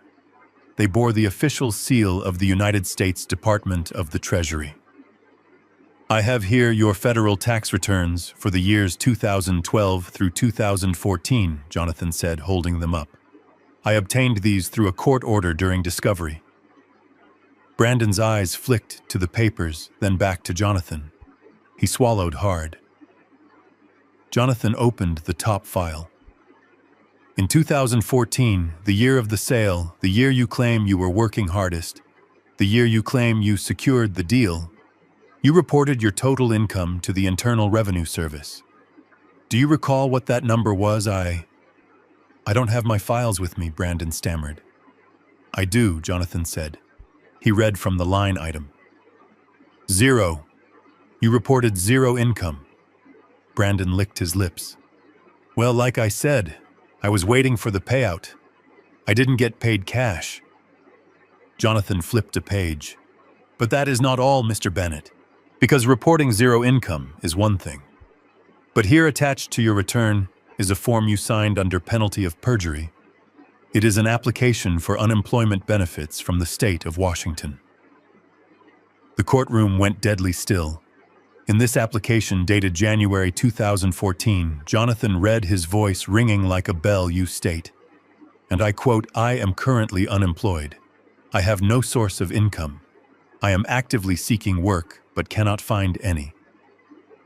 You received $450 a week in benefits for 6 months. Jonathan looked up over the papers. And here attached to that is your application for the Supplemental Nutrition Assistance Program. Food stamps, Mr. Bennett. In this application, you certified that you had no job, no assets, and no prospects. You received $200 a month in food assistance funded by the taxpayers. Jonathan walked up to the witness stand until he was just a few feet from Brandon. He held the lawsuit in one hand and the tax returns in the other. He held them up like scales.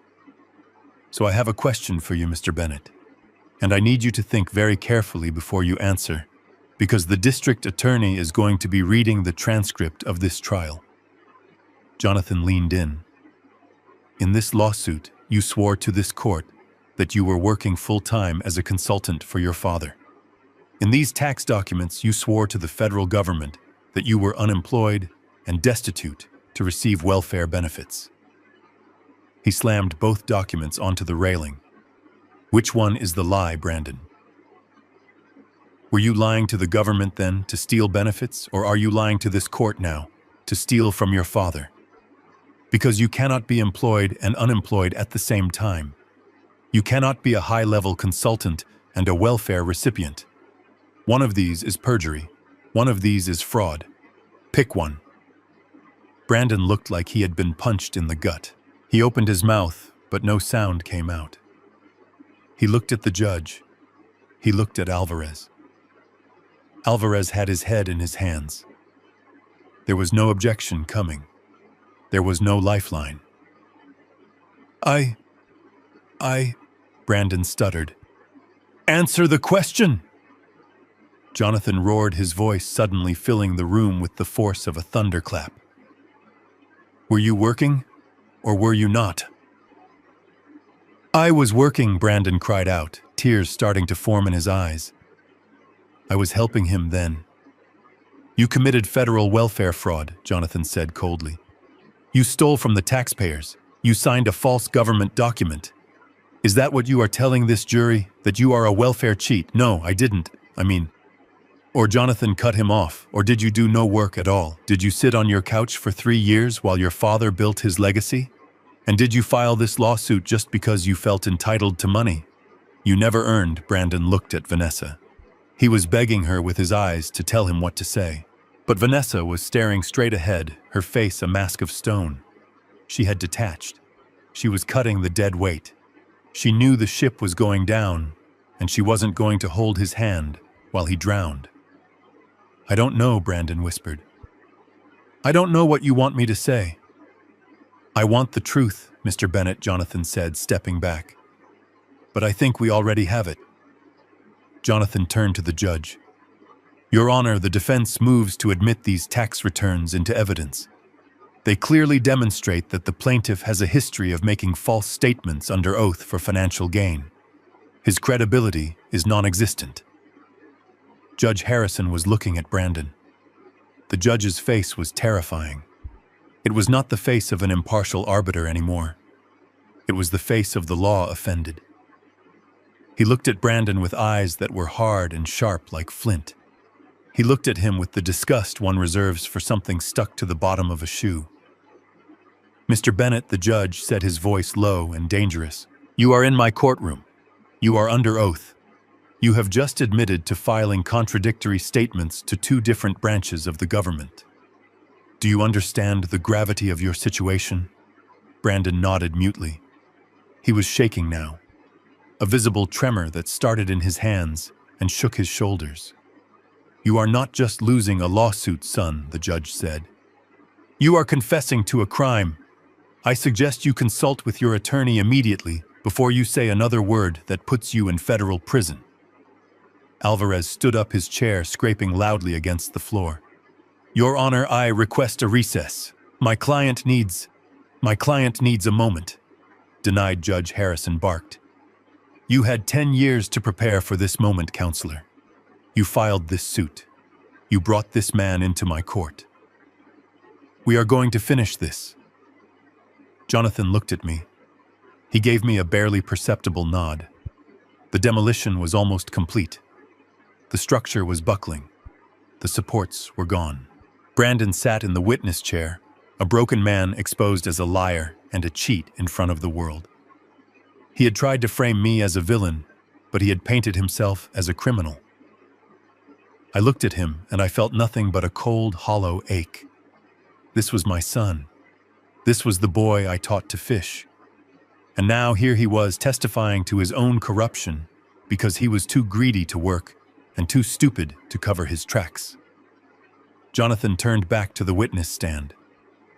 "I have no further questions for this witness, Your Honor." Brandon stood up on shaky legs. He stumbled as he stepped down from the stand. He walked back to the plaintiff's table, but he didn't sit next to Vanessa. She shifted her chair away from him, creating a physical gap between them. A gap that said, "I do not know this man." But Jonathan wasn't done with her. Oh no. Brandon was just the pawn. Vanessa was the queen. And Jonathan Mitchell was about to checkmate. He turned to the judge one last time. "Your Honor, the defense has one final piece of evidence to present. It does not concern Mr. Bennett directly. It concerns the co-plaintiff, Mrs. Vanessa Bennett, and the origin of the funds they are so desperate to acquire." Vanessa's head snapped up. Her eyes went wide. She knew. In that split second, she knew that we knew. The air in the courtroom changed. It went from tense to electric. The storm wasn't over. The hurricane was just making landfall. Vanessa Bennett stood up before the judge could even address Jonathan's statement. She didn't wait for her lawyer. She didn't wait for permission. She stood up and burst into tears. It was a theatrical performance worthy of Broadway. She covered her face with her hands, her shoulders shaking with sobs that sounded just a little too loud to be real. "Your Honor," she wailed through her fingers, "this is harassment. This man and his lawyer are trying to destroy my reputation because I stood by my husband. They are trying to deflect from the fact that Douglas Bennett is a cruel man who starves his own family. I am an honest woman. I work hard. I have never done anything wrong in my life." She looked at the jury, her eyes swimming with practiced sorrow. "Look at him," she pointed a trembling finger at me. "He is smiling. He enjoys this. He enjoys hurting us. Please stop this. Please just let us go." Judge Harrison watched her over the rim of his glasses. He didn't look moved. He looked bored. He waited until she took a breath, then he spoke. "Are you finished, Mrs. Bennett?" Vanessa sniffled, dabbing at her eyes with a tissue. "Yes, Your Honor. I can't believe he would stoop this low. To attack me, I am not even the one suing him, really. I am just supporting Brandon." The judge turned back to Jonathan. "Mr. Mitchell, you said you had evidence concerning the plaintiff." "Mrs. Bennett, I do, Your Honor," Jonathan said. He picked up a large manila envelope from our table. It was sealed with red tape. It bore the seal of the Federal Bureau of Investigation. Jonathan walked to the bench. He didn't hand it to the bailiff this time. He handed it directly to the judge. "Your Honor, this is a certified copy of a forensic audit report conducted by the Financial Crimes Division of the FBI," Jonathan said, his voice echoing in the silent room. "It was provided to my client yesterday afternoon, pursuant to a subpoena we issued to the Compliance Department of Sterling Capital." Vanessa froze. The tissue stopped halfway to her face. Sterling Capital. The name hung in the air like a curse. The judge opened the envelope. He pulled out a thick stack of papers. He put on his reading glasses and began to read. The courtroom was so quiet, I could hear the hum of the air conditioning. I could hear Brandon's ragged breathing. I could hear the sound of Vanessa's life disintegrating. The judge read for a long time. He flipped pages. He frowned. He looked at a spreadsheet. He looked at a bank statement. Then he stopped. He looked up. His eyes locked onto Vanessa. Mrs. Bennett, the judge, said, his voice soft, but carrying a weight that made the floor shake. "Please stand up." Vanessa stood. Her legs were shaking so bad she had to hold onto the table. According to this report, the judge said, holding up a page, "You are currently employed as a senior internal auditor at Sterling Capital." "Is that correct?" "Yes," Vanessa whispered. "And part of your duties involves authorizing vendor payments for maintenance and IT services, yes?" The judge looked back at the paper. This report details a series of unauthorized transfers from Sterling Capital to 3 shell companies, Vandalay Industries Tech Solutions Corp. And Bennett Consulting. These transfers began in February of this year and ended 2 weeks ago. "Do you recognize these companies?" Vanessa opened her mouth, but no sound came out. She shook her head mutely. The judge leaned forward. "The total amount transferred to these accounts which lists you and your husband as signatories, is $312,450.82. He paused, letting the number sink in. "Now, Mrs. Bennett, I have a question, and I want you to answer it carefully." The judge picked up the lawsuit, the complaint Vanessa and Brandon had filed against me. He held it up in his other hand. "In this lawsuit, you are demanding $500,000 from Mr. Douglas Bennett. You claim this is for a contract, but my math tells me something interesting." The judge looked from the FBI report to the lawsuit. "If you take the stolen amount of $312,000, and you add the estimated tax liability for early withdrawal, and you add the legal fees you are currently paying Mr. Alvarez, the total comes to almost exactly $500,000. The judge took off his glasses.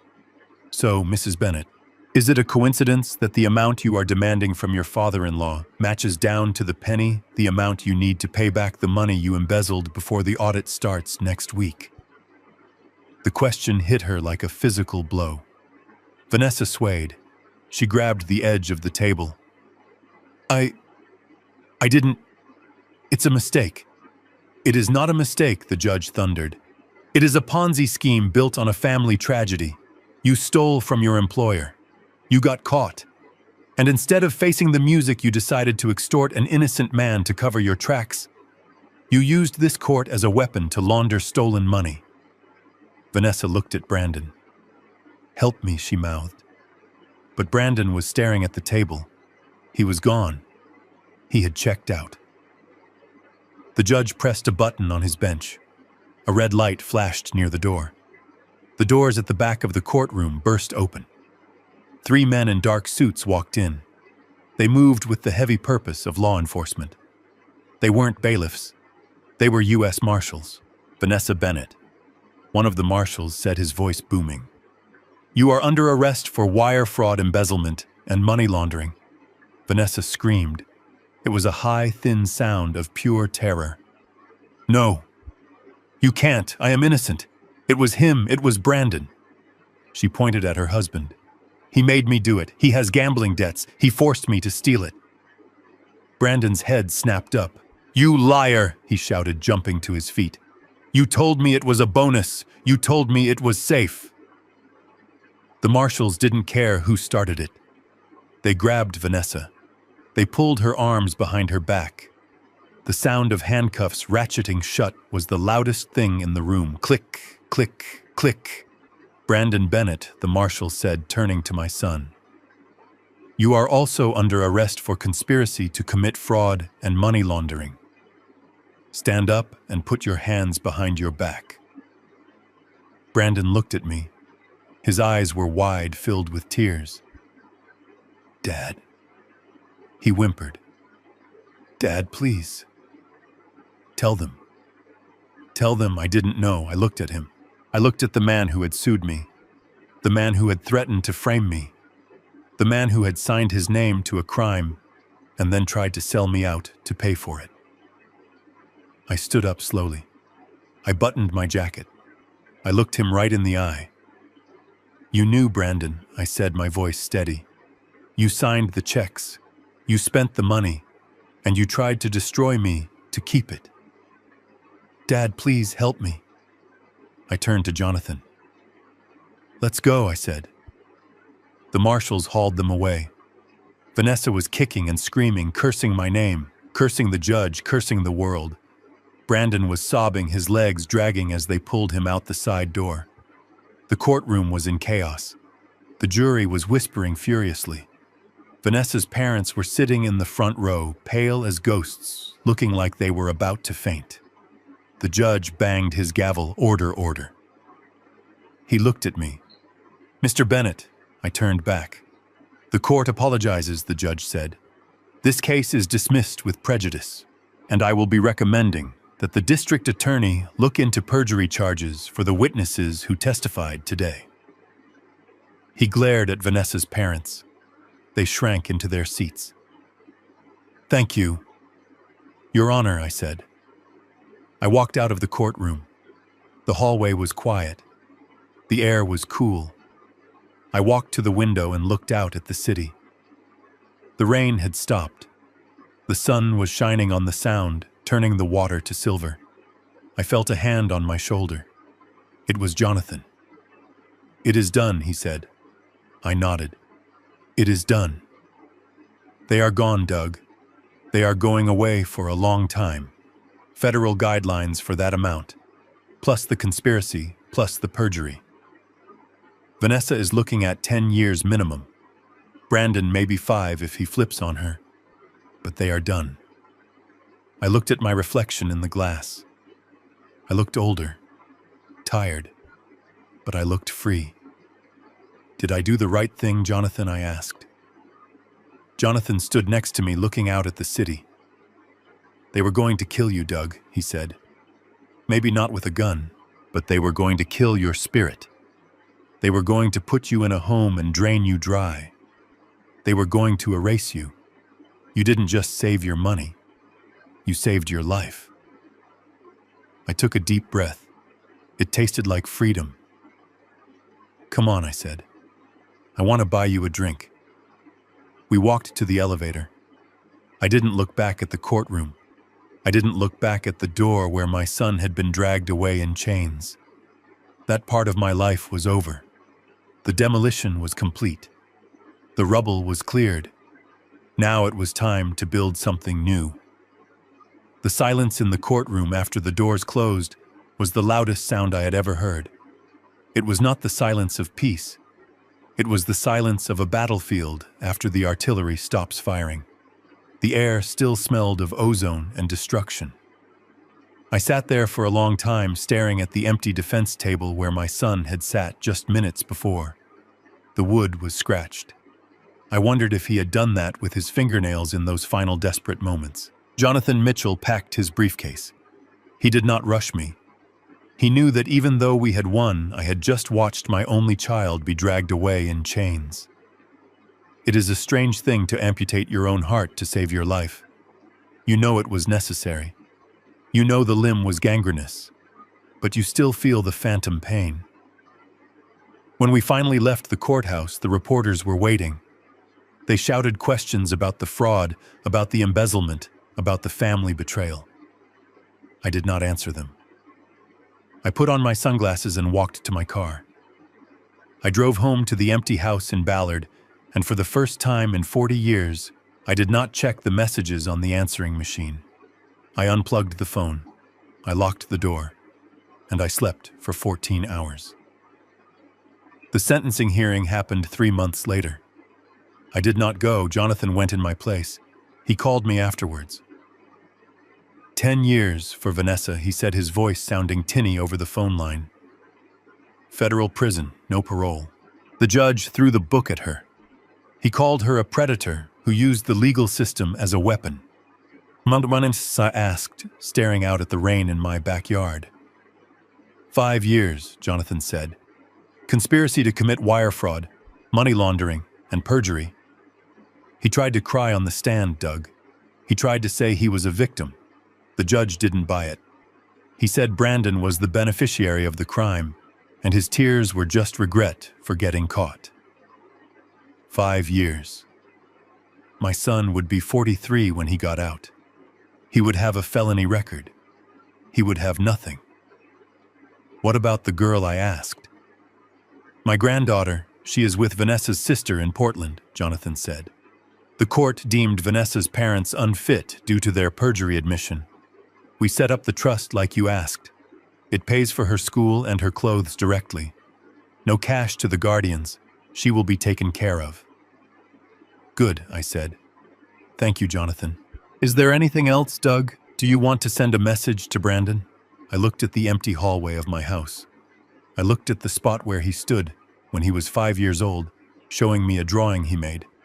I looked at the spot where he stood 2 weeks ago, screaming that he would destroy me. No, I said. No message. I hung up the phone.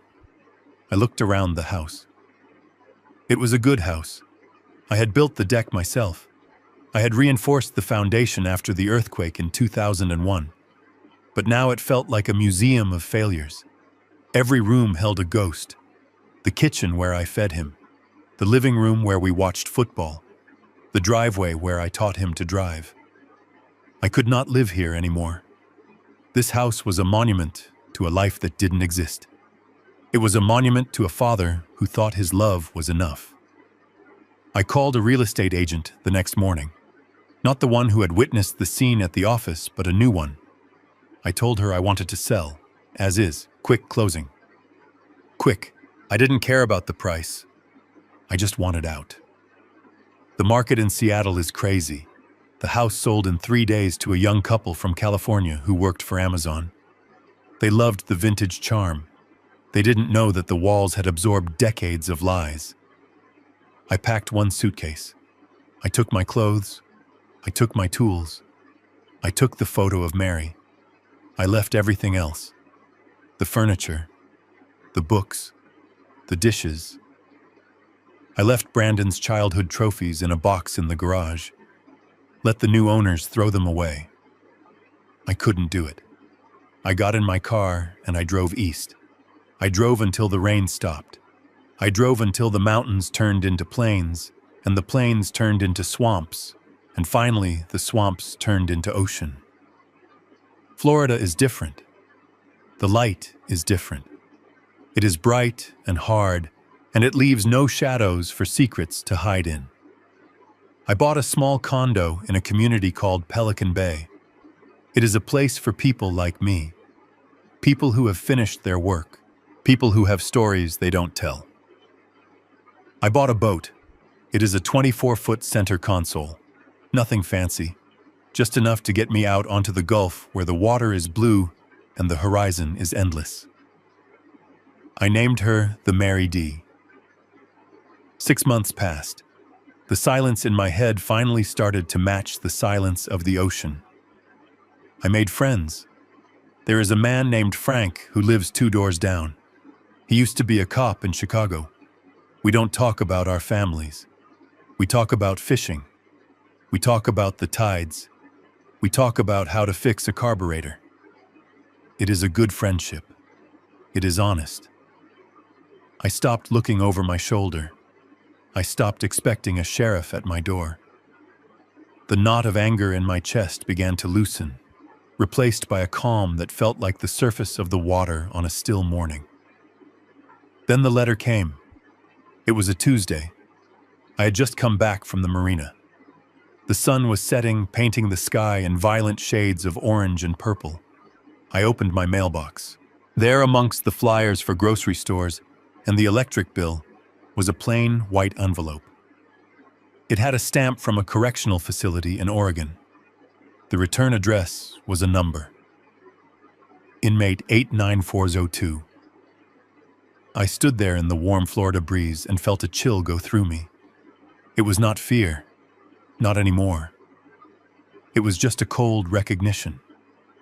The past was trying to knock on the door one last time. I walked into my condo. I poured a glass of white wine. I sat on my balcony overlooking the water. I put the envelope on the table. I stared at it. I knew what was inside. I didn't need to open it to know. But curiosity is a stubborn thing. I slit the envelope open. There was a single sheet of lined yellow paper written in pencil. The handwriting was familiar scrawling and rushed. Dear Dad, I hope you are happy. I hope you are enjoying your money while I rot in here. It is hell, Dad. You have no idea. The food is garbage. The guards are animals. I am scared every single day. I need money. I need money for the commissary. I need shampoo. I need stamps. I need to pay for protection because people know I came from money and they think I am rich. Vanessa filed for divorce. Can you believe that? She blamed me for everything. She is testifying against me in another case to get her sentence reduced. She is a snake, Dad. You were right about her. I'm sorry. Okay, is that what you want to hear? I'm sorry. I tried to take the house. I am sorry about the lawsuit. I was desperate. She made me do it. Please, Dad, just send me $500 a month. That is all I ask. It is nothing to you. You have millions. Don't let your son live like an animal. I am still your son. Love, Brandon. I read the letter twice. He was sorry. He was sorry because he was in prison. He was sorry because his wife turned on him. He was sorry because he needed shampoo. He wasn't sorry he tried to destroy me. He wasn't sorry he lied to a judge. He wasn't sorry he dishonored his mother's memory. He was still the same Brandon, blaming everyone else. Vanessa made him do it. The guards were animals. I was enjoying my money while he rotted. Even in his apology, there was an accusation. Even in his begging, there was entitlement. I am still your son. I looked out at the ocean. The sun had dipped below the horizon, leaving a bruise of dark blue light on the water. Was he my son? Biologically, yes. But a son is more than DNA. A son is a legacy. A son is the person you raise to be better than you. A son is someone who respects the name you give him. Brandon had tried to sell my name for a down payment on a house he couldn't afford. He had tried to put me in a nursing home to silence me. He had looked me in the eye and threatened to frame me for assault. That wasn't a son. That was a stranger who shared my face. I took a sip of wine. It was crisp and cold. I thought about sending him the money. $500 was nothing to me. It was pocket change. It would make his life easier. It would be the fatherly thing to do. But then I remembered the check I wrote in Alvarez's office. The check he was ready to snatch from my hand, even though he knew it was a lie. If I sent him money now, I would be teaching him the same lesson I had taught him his whole life. That no matter what he did, Daddy would fix it. That there were no permanent consequences.